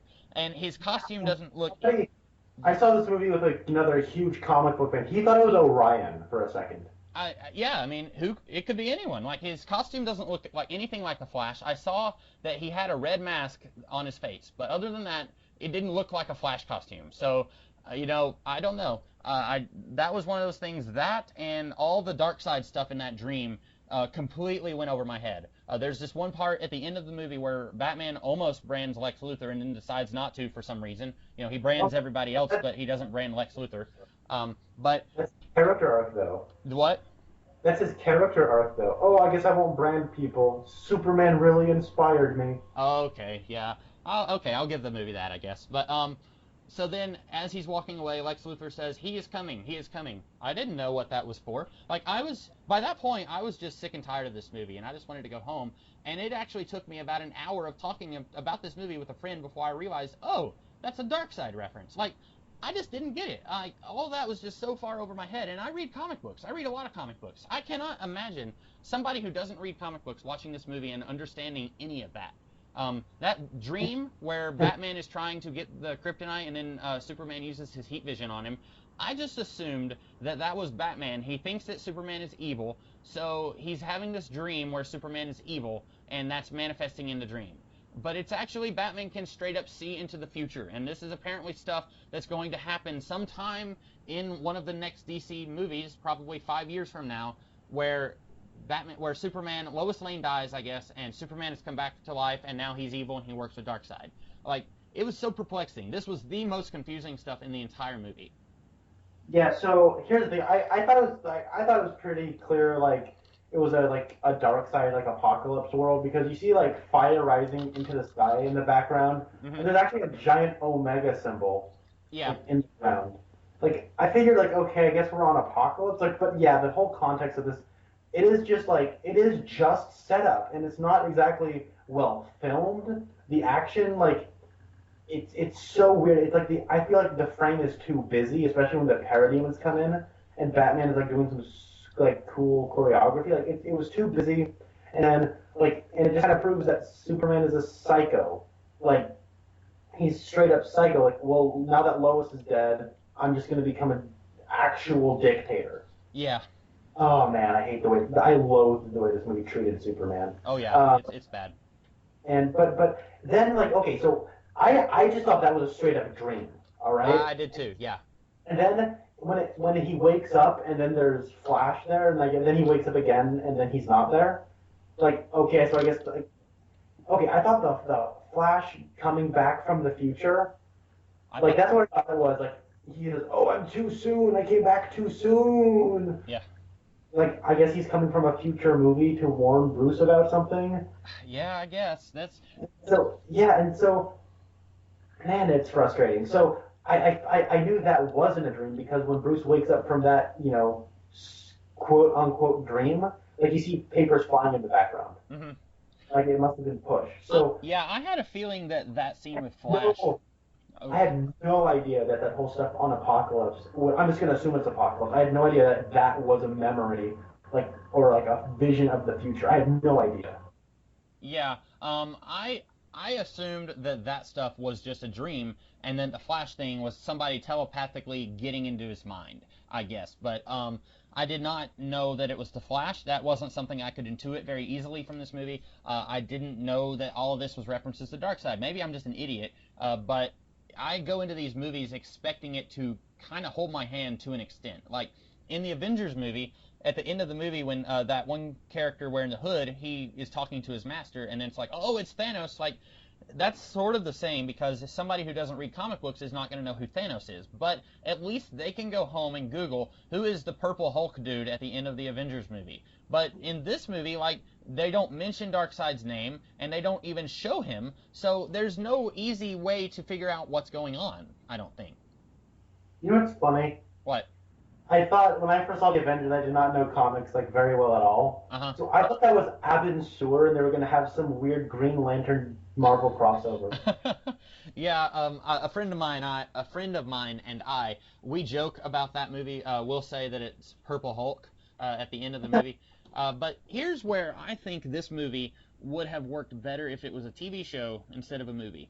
And I said the same thing about after I watched season 1 of Daredevil. I said that like Marvel Studios should have just been doing like 13 episode seasons for all of their properties. But I said that like, well, here this would be really cool if it was something kind of like Game of Thrones. Like, I don't watch Game of Thrones, but that show, it has like plot foreshadowing of stuff that has not happened in like 6 years. Like they will foreshadow something and then they will drop it for a really long time, and then when it comes back, all the fans are super impressed because it's like, oh wow, they really like they've been planning this for a really long time.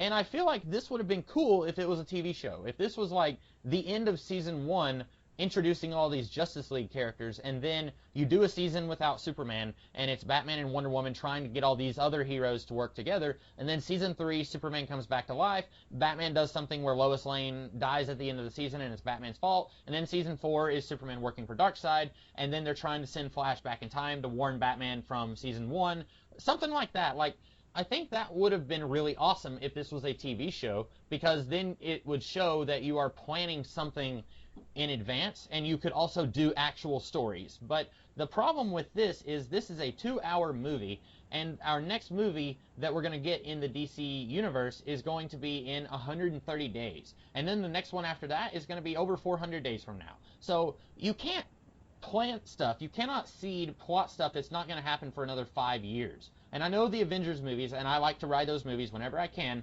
But in those movies, we planted Thanos at the end of a movie in 2012, and here we are 4 years later, and Thanos hasn't really done anything. So, sort of, they're guilty of the same thing, but at least each Marvel Studios movie is its own movie, and it's not like spending 70% of its screen time planting seed stuff for another movie. Like, it's just... No, the thing with Marvel, though, is, and I have my issues with Marvel Studios as well. Like, I think when it comes to them, they're so business and not nearly artistic when it comes to filmmaking, but whatever. I still have really kind of grown a fondness of that studio, though. And yeah, I'm not like a Marvel biased fanboy. I don't want people to think that, but the difference is, like, the movie actually stops to have a 10-minute dream scene. Yeah. And then it just goes along like business as usual. And then it stops right before the big titular fight to show us little, like, surveillance footage of Jason Momoa swimming awkwardly and looking like Aquaman. Like, and then it just goes along like business as usual. Like, it's so poorly edited. Yeah.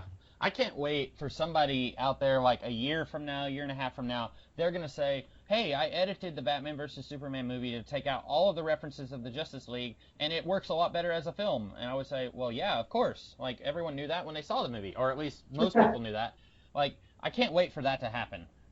Because it's just, or if I doubt that I'm ever going to buy this movie. Like, I own the Man of Steel movie, but I got it at my work because somebody had donated a TV where we work, and it was, the Man of Steel movie was in the DVD player, but we didn't have a DVD case for it, so my boss was like, here, just take it, and we don't have the case, so we can't sell it. I work at a thrift store. I should have said that. And so I have the Man of Steel movie. I own it. I didn't have to pay for it, but I own it. I will never pay for this movie. Like, this movie is not worth me putting another dime into. Like, when you said your brother had seen it 3 times, that made me physically, like, my head was hurting. I was like, I can't imagine having to watch this movie 3 times. Well, he didn't pay for it. He also works at a theater, so. Yeah. I knew that. I wasn't meaning how dare he pay money. I just meant, like, I will not. Like, I don't work at a theater, so, like, the only possible way that I will ever come to own this movie is if it's given to me. And that may sound like I'm being really snobby, but I had such a, like, I just did not enjoy this movie so much that there's nothing that would make me want to watch it again, I think. Unless even if it was given to me for free, I would probably just watch it, like, one more time and then not watch it again. Yeah, okay, so they just actually released one of the deleted scenes today. Oh, I haven't seen it. I saw somebody post it. Was it something about communion? Yeah. Okay, I didn't watch it, but I saw somebody post it, and they said something weird, like they said it didn't make any sense, or they weren't sure where it would fit in the film. What did you watch it? I did. Is it weird? Does it not fit in the film? Yeah, I'm just gonna assume it's like the SWAT team apprehending Luthor from the what's it called? The spaceship? Spaceship, yeah. So that spaceship was from the first movie, right? Yeah, we're gonna get into that in a second. But okay, so in this deleted scene, Luthor's in there, and a SWAT team, enters the spaceship, and they're looking around, and then they turn the corner, and Steppenwolf is standing there. Oh, really? Steppenwolf. So I guess this explains how Luthor knows about Darkseid. See, I saw somebody, this was before that deleted scene came out, they said that they just assumed that Lex Luthor was getting Darkseid visions. And I've also seen people say that Superman and Batman are getting dark-sided, and that's why they hate each other and why they're fighting each other. But if that's the case... What? I said, but that's not in the movie. Right, it's not in the movie, it's not given to us, and also... Anybody who is ever going to try and convince you that this movie is really mature and has some serious questions to ask about morality of superheroes, all of that goes out the window if these characters are just being mind-controlled to punch each other by Darkseid. Like, right. It doesn't... You can't have your cake and eat it, too. You can't have a bad guy is an external force acting on these heroes, and also we've got some really serious ethical quandaries about having a Superman and a Batman doing stuff in this world. You can't have both. Right, I fully agree. Yeah, and also I think this movie, like, Zack Snyder is not a good director. This is a filmmaking thing. There are way too many close-ups. There are so many close-ups, and there are no establishing shots. Like, hardly any establishing shots. So these scenes just kind of, like, feel crashed together in an editing room. Yeah, Uh, yeah, it's pretty badly. I mean, mostly every complaint I've had about this movie is just from a story level. But yeah, it's not really directed well either, or edited well. yeah. Okay. Now I'm gonna get into Doomsday Alrighty. because Doomsday is like the last. It's like the 50-pound straw that breaks the camel's like heart. Like it. This movie was already failing, and then they just like, hey, I've got an idea, Doomsday. So okay, all of a sudden, the the scout ship that Superman and Zod crashed into the city that didn't get sucked back into the Phantom Zone. That's the same like spaceship that was like Superman's Fortress of Solitude from Man of Steel. Okay. And man, okay, all of a sudden the ship can do and say things that it couldn't do before. Yeah. So I'm trying to break this down. I'm trying to break this down logically. Um, Luthor cuts off Zod's fingerprints and then puts them on his hand instead of just putting Zod's hand on the finger pad. Yeah, because And later he then, brings Zod's body into the ship.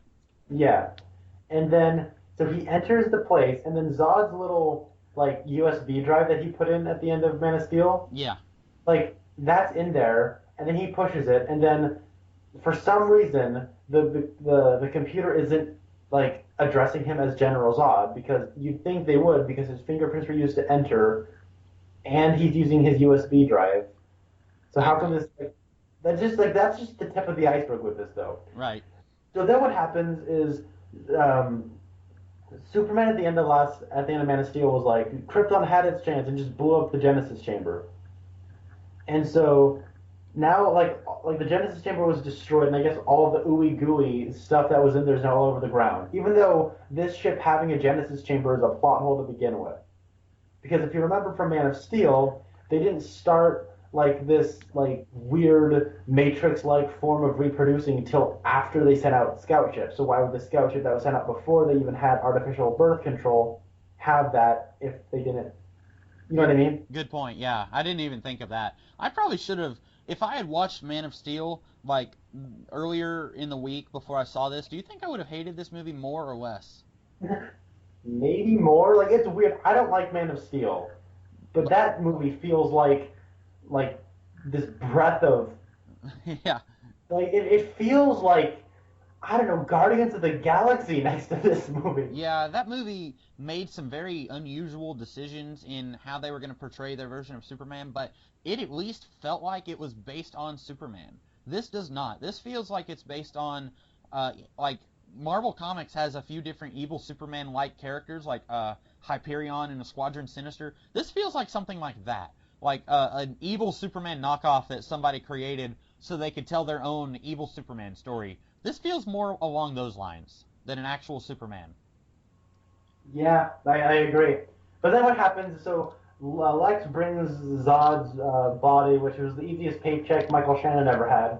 So he brings it into the Genesis chamber, and then what happens? So here's what happens. He comes in, and then the Carla Gugino robot computer thing starts talking to him, and this is where I feel like cutting these scenes was unforgivable because the computer says, Lex Luthor, would you like to learn about all of Krypton's history? We have the history of billions of worlds. And he goes, yep, I would like to learn them.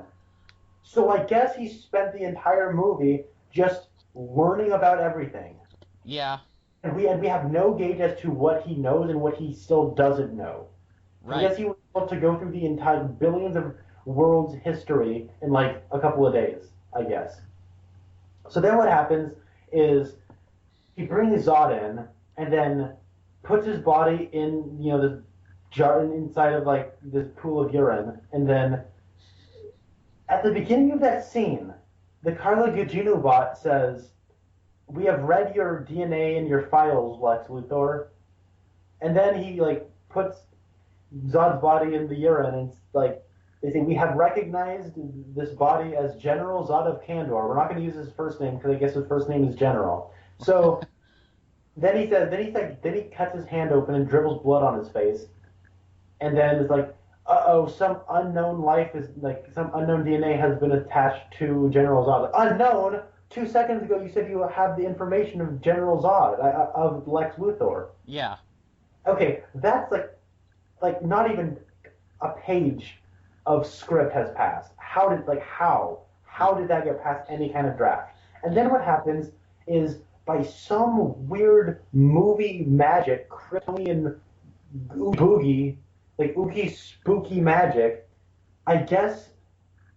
Okay, the Genesis Chamber's been destroyed. How are you able to like put Zod with some blood on his face into a pool of urine, and then a big, like, he turns into like an embryo, like he's like inside of some kind of egg and he's ready to hatch? Like, that is such lazy writing.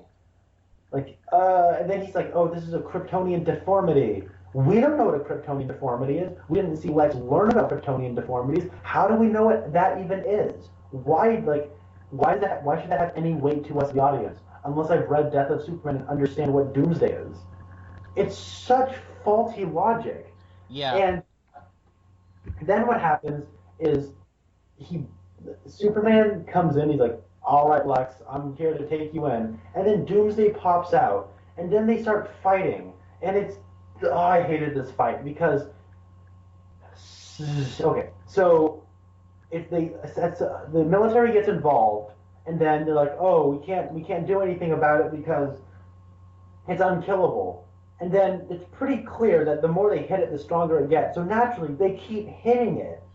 And then they throw a nuke at it, and then Doomsday just gets more and more angry. And the entire time this is happening, the talking heads on the news and the military keeps turning to the camera and saying, it's uninhabited, nobody's there, don't worry about it. As if to like apologize for Man of Steel. And then what happens is, like, Batman like says, oh, I gotta go get that spear because that thing is Kryptonian, and like, there's a chance that using that kryptonite spear will kill it. So then he drags it over back to Gotham City, which I guess is just across the bay. And then what happens is Superman comes back, and he's like, hey, Batman, did you get the spear? And then Batman says, well, I've been kind of busy. And then all three of them are ready to fight Doomsday, but no one's actually going to get the spear. But then someone will say, well, Lois is getting the spear. Yeah, but they don't know Lois is getting the spear. And also, she trying to get the spear, she gets trapped under some rubble that causes Superman to have to leave the fight. So he might as well have just left the fight anyway if he was going to have to go and save her. Yeah, and how come like Lois has like this magic superpower of being exactly what the script needs her to be? It's almost like it's a poorly written screenplay. Almost. That would be almost jumping out of line saying that. No, this movie is garbage. This I saw people when it first came out, and I had just seen the movie, and I hadn't seen like a full review of it. I was just seeing people say like, oh, this is the worst movie I've ever seen, and I was seeing people say like, oh, I thought it was pretty awesome. I don't know what people hate about it. At the time that I was seeing all that, I was thinking, okay, I'm somewhere in the middle. Like, it's not a good movie by any stretch of the means, but it's also not the worst movie I've ever seen. I don't know. I'm having trouble finding anything good about this movie, except for one or two lines that I thought were funny. Like, I thought at one point Lex Luthor is talking to Clark Kent and Bruce Wayne, and he says, "Look at me, Lex Luthor, bringing people together." And then he pats Clark on or he kind of does like a kind of punches him on the chest, sort of, and it makes like a metal noise, and he's like, "Oh, you do not want to get this guy mad. You don't want to fight him. He's a strong guy. Look at that handshake." I thought that was kind of funny at the time, but then when I found out later that he already knew that Clark was Superman, I was like, oh, I don't like that scene anymore. Like, it's hard for me to actually come up with 5 things I liked about this movie. That's how bad it is. Ooh. It's like the spaceship thing. Like, at one point, Lois says, oh, he's going to the spaceship. And I was sitting there, I was confused because I did not remember, and again, it's been like a year since I saw Man of Steel probably, but I did not remember the spaceship from that movie just like being out there where anybody could just go to it. Like, I just assumed somewhere in between Man of Steel and this movie that Superman like took the spaceship and hid it at like the North Pole so that nobody could get to the Kryptonian artifacts or technology or anything like that. Like, it just kind of nice to the public by getting that out of the way. Yeah. That'd be like this movie just kind of assumes that we remember that from Man of Steel. Like, oh, by the way, here's the spaceship, and it's 2/3 of the way into the movie when they bring that up again. Like, it's not mentioned at any point earlier in this movie that spaceship is still hanging out in the bay. Yeah, I mean, it kind of is. They make a couple references to it, and it's shown at the beginning where it's crashing through the buildings. Right. That was about all I had to say about this movie. Did you have anything else you wanted to add? Well, I'm just getting started. Oh, good. I'm kidding. I'm winding down. But no, the thing that makes that Doomsday fight really lame to me is, it's like, have you seen the original Nightmare on Elm Street? No. Okay. Well, spoilers for the original Nightmare on Elm Street. What's her name? Nancy figures out that, hey, if I grab, at one point in the movie, like, she's having a nightmare, and then, like, she grabs Freddy's hat, and then she wakes up in the real world, and she's holding Freddy's hat. Right. She's like, oh my god, I can bring something from a dream into reality. Like, I can bring Freddy in. And so what she does is she turns to Johnny Depp and is like, hey, I got this plan. I'm gonna dream, and when I'm gonna see him in my dream, and when you see me freaking out, I'm gonna try to grab onto him. You wake me up, and then hit him with a baseball bat. Like, because I'll bring him into the real world. And, like, they come up with some kind of scrappy plan. They're obviously have not had any sleep in weeks. So they come up with a kind of scrappy plan. And then it doesn't really start going according to plan. And that's where the drama and the horror comes from in that movie. Right. With the big, stupid Doomsday fight, it's like, Batman's whole objective is, I gotta get the spear. And then all of a sudden, oh, I couldn't get the spear. I've been a little busy. And now that all three of us are here, I'm just going to dodge Doomsday instead of going to grab the spear. How come no one hatched a plan? Like, you swing a lasso around it, I'll punch him, and then Batman will get the spear. Yeah. Like, no one comes up with, like, any kind of plan. It's just gratuitous violence and nonstop fighting, and it's, like excessive. And it's like an orgy of special effects, just bad-looking special effects, too. Mm-hmm. And it feels about as shoehorned into the movie. Doomsday feels about as shoehorned into the movie as the final fight with Zod did at the end of Man of Steel. So, like, it's like almost like mirrors that movie verbatim because the special effects take a dip and it makes no sense, and then it ends with this big stupid shocker moment that doesn't really mean anything. So I was expecting whenever Wonder Woman had her lasso and was like she had it around Doomsday at one point, I was expecting Batman or Superman to say, wait a minute, you have a lasso? Why didn't we know about this earlier? Like, you have a sword and a shield and a lasso? Like, is there any other secret weapons you want to tell us about now so we can formulate a plan? No, I would have loved it. She's swinging her lasso of truth around him, around Doomsday, and then, like, Superman's got a cut on his cheek or something, and then Batman says, are you bleeding? And then Doomsday says, yes! Yeah, if they had just started interrogating him, like, who are you? What are you? Well, I have to tell the truth. I'm compelled. Yeah. I actually just recently, it was yesterday, I was watching the Justice Lords episode on Justice League, the animated series, and in that, they fight and lobotomize Doomsday, we were just talking about, and Doomsday actually spoke in that universe, and so that would have been a nice little homage, I guess, to an animated series where Doomsday talked for some weird reason. Yeah, and then one last little thing that bugs me about this movie. At the clear beginning, they're having Senate hearings about Superman, and then a villager says, yeah, some mercenaries gunned down, like, everyone in our village. And they're like, well, we really got to make sure we're paying attention to Superman. Well, how come you're not going after the mercenaries that massacred an entire village? Yeah, that's a good point. God. I didn't even, when that lady was giving her testimony at the Senate hearing, I didn't even trust her because since we didn't see that scene happen, I just assumed she was making it up. But then, no, that's just, I guess we're just supposed to take that at face value. Like, we didn't actually see any of it, but as far as we know, she was telling the truth, I guess. Yeah, I guess so. Oh, and the thing, like, there was something I didn't get to say earlier. I think you asked me and I evaded the question, but you mentioned something about, like, how Lex knows Lois, like, how that Clark is Superman. Right, how Lex, yeah. Lois tracks down Harry Lennox, and Harry Lennox looks like he's embarrassed to be in this movie. Mm-hmm. He's like, oh man, you have to come into the restroom. I feel really bad for Harry Lennox in this movie. Like, he's 2 movies in a row, he's had the worst line in both of them. What was the worst line in Man of Steel? You know what?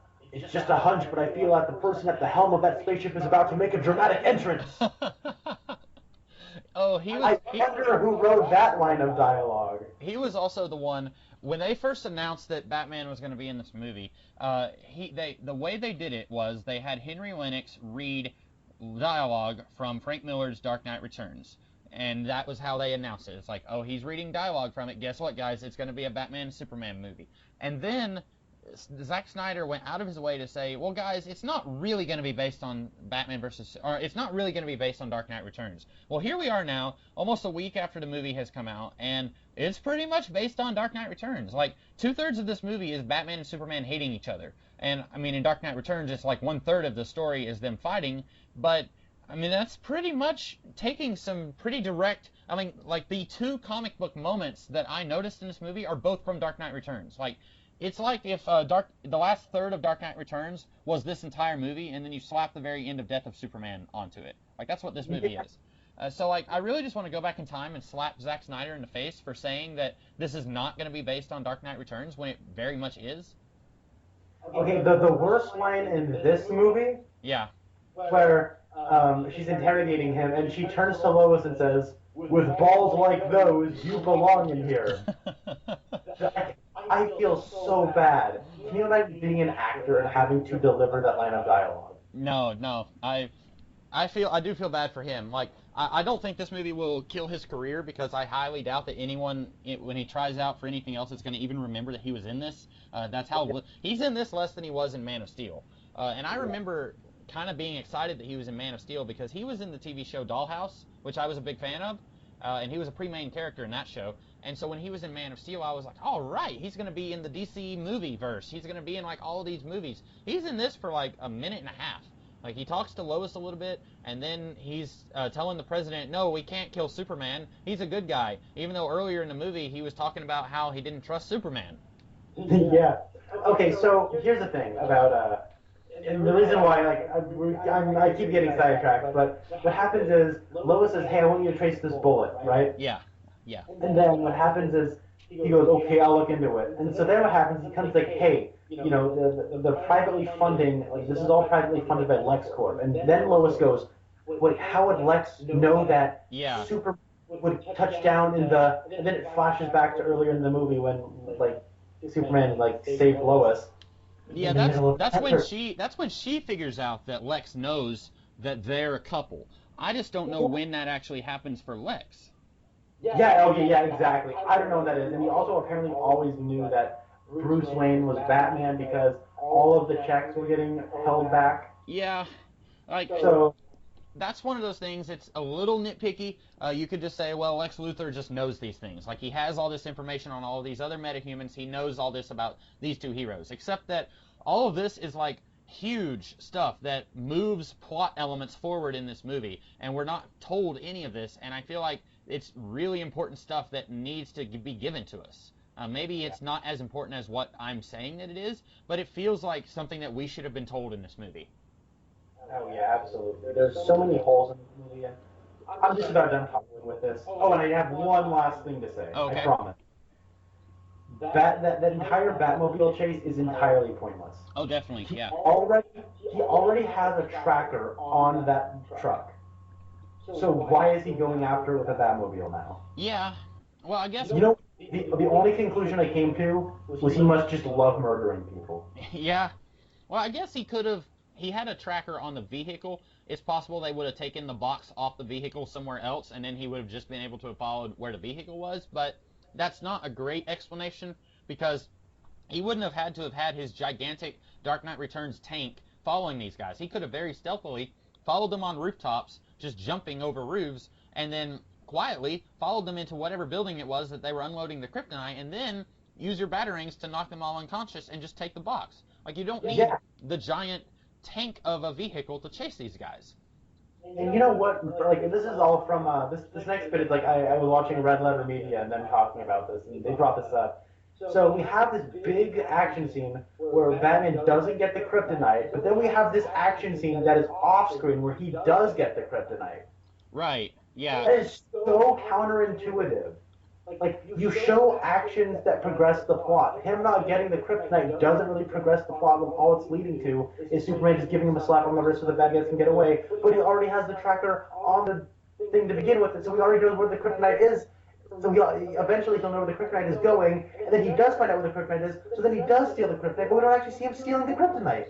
Yeah, it's like they didn't even. It's like nobody who worked on this movie ever actually studied filmography or went to film school or anything. Like you said, that's a pretty basic part of filmmaking.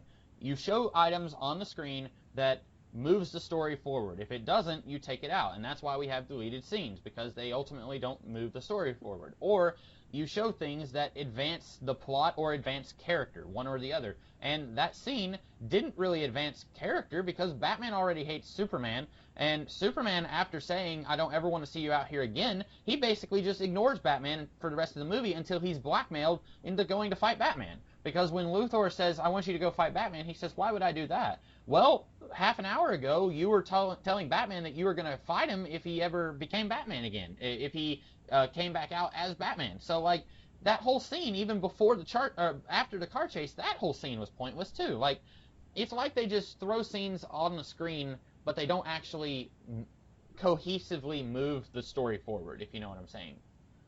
Yeah. And you know what? That's kind of going back to what we said. You said you were talking about creative writing and keeping it simple. I think you can also, relate that in when it comes to film. I've really grown to appreciate this is keeping it efficient. Yeah. Like, that's why the movie Whiplash is so amazing. It's only 90 minutes. Everything is in there for a reason. It gets into it, gets the job done, it gets out. And so every single thing has a purpose in there. And so when things are just gratuitous here and ultimately counterintuitive to what the alternative would be, if the alternative is better storytelling, they're not taking it because this is Zack Snyder. He just wants stuff that looks cool. Yeah.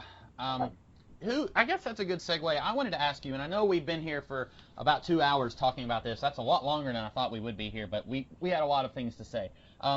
Who are some people that, if we could magically get rid of Goyer and Snyder, who are some people that you would like to see work on these DC movies? That may be putting you on the spot, but I was a little bit. I was thinking, like, I'll go ahead and give you a few of my answers. Like, I'm not super familiar with, like, directors or screenwriters, but I was thinking of two people. One is someone, Max Landis. He's a Hollywood person. He's done some movies, but he hated this movie. He really hated it, and he didn't even like Man of Steel that much. Although, while I haven't actually asked him, I don't know Max Landis in person, I have a feeling he would probably like Man of Steel a lot more than this movie. Maybe not. But I would love to see him at least be, like, not necessarily a full-on screenwriter, but like a, what do you call it, like a guide. Like when they first were doing the first Iron Man movie, they brought in some comic book writers and asked for their opinion. They said, what should we do? And this was early when they were making the movie. And I think either Mark Miller or Brian Bendis said, you should not do the Mandarin right away. You should save him for a later movie. And so instead, one of those guys suggested that they do the Ironmonger. And so, like, I feel like they should do that here. They should get people who actually understand these characters, whether they work in comics or not, because Landis, he's really more of a movie guy. He's doing American Alien, but he's doing that. No, I was going to say, like, Landis has done, like, Superman comics before. Like, American Alien is not his,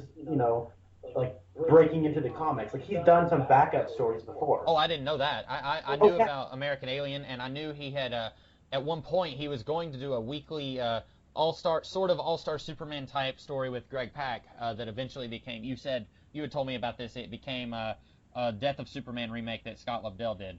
But it was a Charles Soule, Greg Pak, and Scott Lobdell crossover called Superman Doomed. It was the New 52. It was terrible because Scott Lobdell. But the thing is, when it comes to Max Landis, like, I know a lot of he's a very controversial person because he's very, boisterous with his opinions. He's very vocal, yeah. But you know what everyone agrees on? What? He's a good Superman writer. Oh, yeah. He Superman. Yeah, he gets it. And, like, I think he would be someone you would want on your team if you're starting off a brand new superhero shared universe. Get someone like him, or another one I was thinking of was Patton Oswalt. He's a stand-up comedian, and he has pitched some stories to DC Comics before and was just flat out rejected on all of them. You need to Google Patton Oswalt comic book pitch. He's done he's wanted to do stories with DC before, and they've just said no. But I think he really understands these characters too. Like, you really want people who are, like, working and like Patton Oswalt, I don't know if he's ever directed anything, but you could have him be like not necessarily a screen doctor, but like or a script doctor, but somebody who's just kind of throwing ideas out there. Like I think if you had someone like that for these movies would benefit so much from that. Yeah. I have given this question thought, but I haven't come to a conclusive answer. Because it's like, I remember when they announced, like, Zack Snyder is the guy, and my answer was, oh no, what did I do to deserve this? Right. Because, like, the reason, I remember thinking he is not the guy to be doing these, and David Goyer even less so. This was back when I liked Man of Steel, and I was like, look, I like Man of Steel, but Zack Snyder is not the guy to trust with this. So, I think we should probably, like, just put Christopher Nolan off the table. He already has done his thing. Yeah, it was weird. At the very beginning of the movie, it said produced by Christopher Nolan, and I was shocked because I thought... No. Executive produced. Oh, okay. So he basically just signed it and didn't really have any creative input on the movie, right?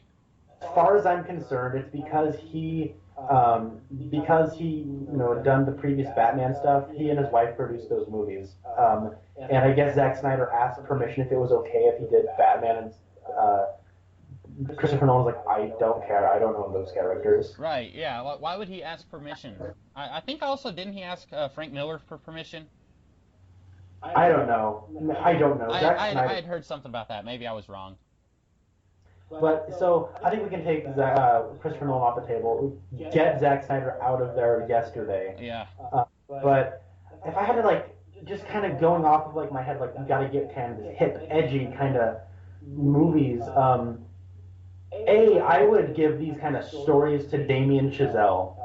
He was a screenwriter he was one of the 3 screenwriters on 10 Cloverfield Lane, which was great, and he was the writer-director of Whiplash. And one thing he gets tension, he gets efficient and effective storytelling, he gets characters, he gets ideology, and above all else, he knows how to take some tropes, cliches, stuff that could be cheesy, and making them a joy to watch. And you want to see how he's going to handle those tropes and cliches. Yeah. Which is what you want in a superhero movie. Exactly, yeah. I want to see the Bottle City of Kandor and Brainiac and all these really silly concepts from the comics. I want to see them, but done well. And that sounds like someone who would need to do that. You want we've seen these things 100 million times before, but we get joy out of seeing them done in a different way. Yeah. And so, Damien Chazelle is the guy to go to. He's young and up and coming. Like, get him, please, get him. And it's not Fox, so they're not going to screw him over and pin all the blame on him. So, and as far as like a director I would like to see take over this, What about Lord and Miller? We were talking about those guys right before we started recording. What about those guys? They're very good at comedy. Oh, okay. And I'm thinking of the way DC is wanting to do this. I'm taking them on their own terms. Oh, gotcha. Okay. Yeah. If it's up to me, dude, throw in Lord and Miller to anything. I will do anything with them. If they're involved, I'm interested. Right. I don't know. I wasn't the hugest fan of Dawn of the Planet of the Apes, but I know everyone and their mother loves that movie to death. As did I, yeah. And that had a very mythological, almost like Shakespearean self-importance to it, and not in a bad way. Like, it was self-important in a good way. Get whoever directed that and put them in charge of these movies. Yeah, I don't remember who that was who directed it. It was someone different who did. It wasn't the same guy who did Rise. But yeah. Oh no, it was the guy who did. That's funny. It's the guy who directed the original Cloverfield. Right. Okay. Yeah. So yeah. After the original Cloverfield and one of the writers from the second Cloverfield, they should be at the helm of this DC universe. Right. Yeah. Those are all really good choices from what I know of those people. Well, we've been doing it for about 2 hours and 15 minutes. Connor, did you have anything else to say?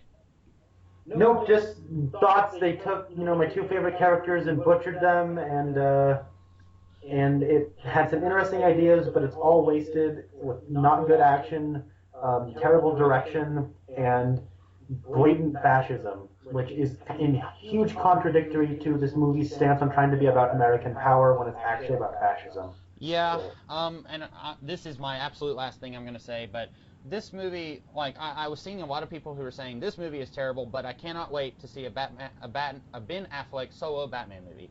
And I was thinking, I don't know if I'm excited for that anymore. Like, I was, but now, like, I feel like they've already ruined the characters. Like, I don't see how they can salvage what's been done in 2 movies. Like, I hate reboots more than anyone on the planet, but I think they almost have to reboot these movies and start over completely fresh with someone else, because we've already got a Batman who is premeditating murder. I almost just don't even want to see that Batman in his own movie. Like, it's really weird how this one movie, like, I didn't have this sense of dread after Man of Steel. Like, even when he broke General Zod's neck, I thought that what they were going to do after that was, okay, he realized that that was a really bad thing that he did, and from that moment forward, he's going to vow never to use his powers that way again. I thought that was how I read that scene in Man of Steel. Me too. And now I just feel like there is nothing salvageable here. So I mean, I'll watch the Wonder Woman movie, I'll watch the Suicide Squad movie, but I don't have high hopes. Even though those movies don't have Snyder involved, I just don't have high hopes anymore. Like,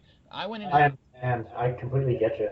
I don't know, like, maybe I'll be turned around because, well, I'm trying to think of a really good example of, like, where a franchise started off kind of weak and got better. Well, you know, sort of Planet of the Apes, like, the Rise and Dawn of Planet of the Apes. I think Dawn is a much better movie than Rise. So, but even in that case, like, Rise was not a terrible movie that was followed by a really good movie. So I don't know if we could even have something like that where a later, like, the Justice League movie turns around and surprises us. Like, I just don't see that happening now. Maybe I'll be wrong, and I really hope that I will be.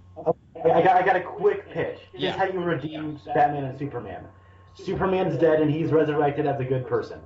Bam! There you go.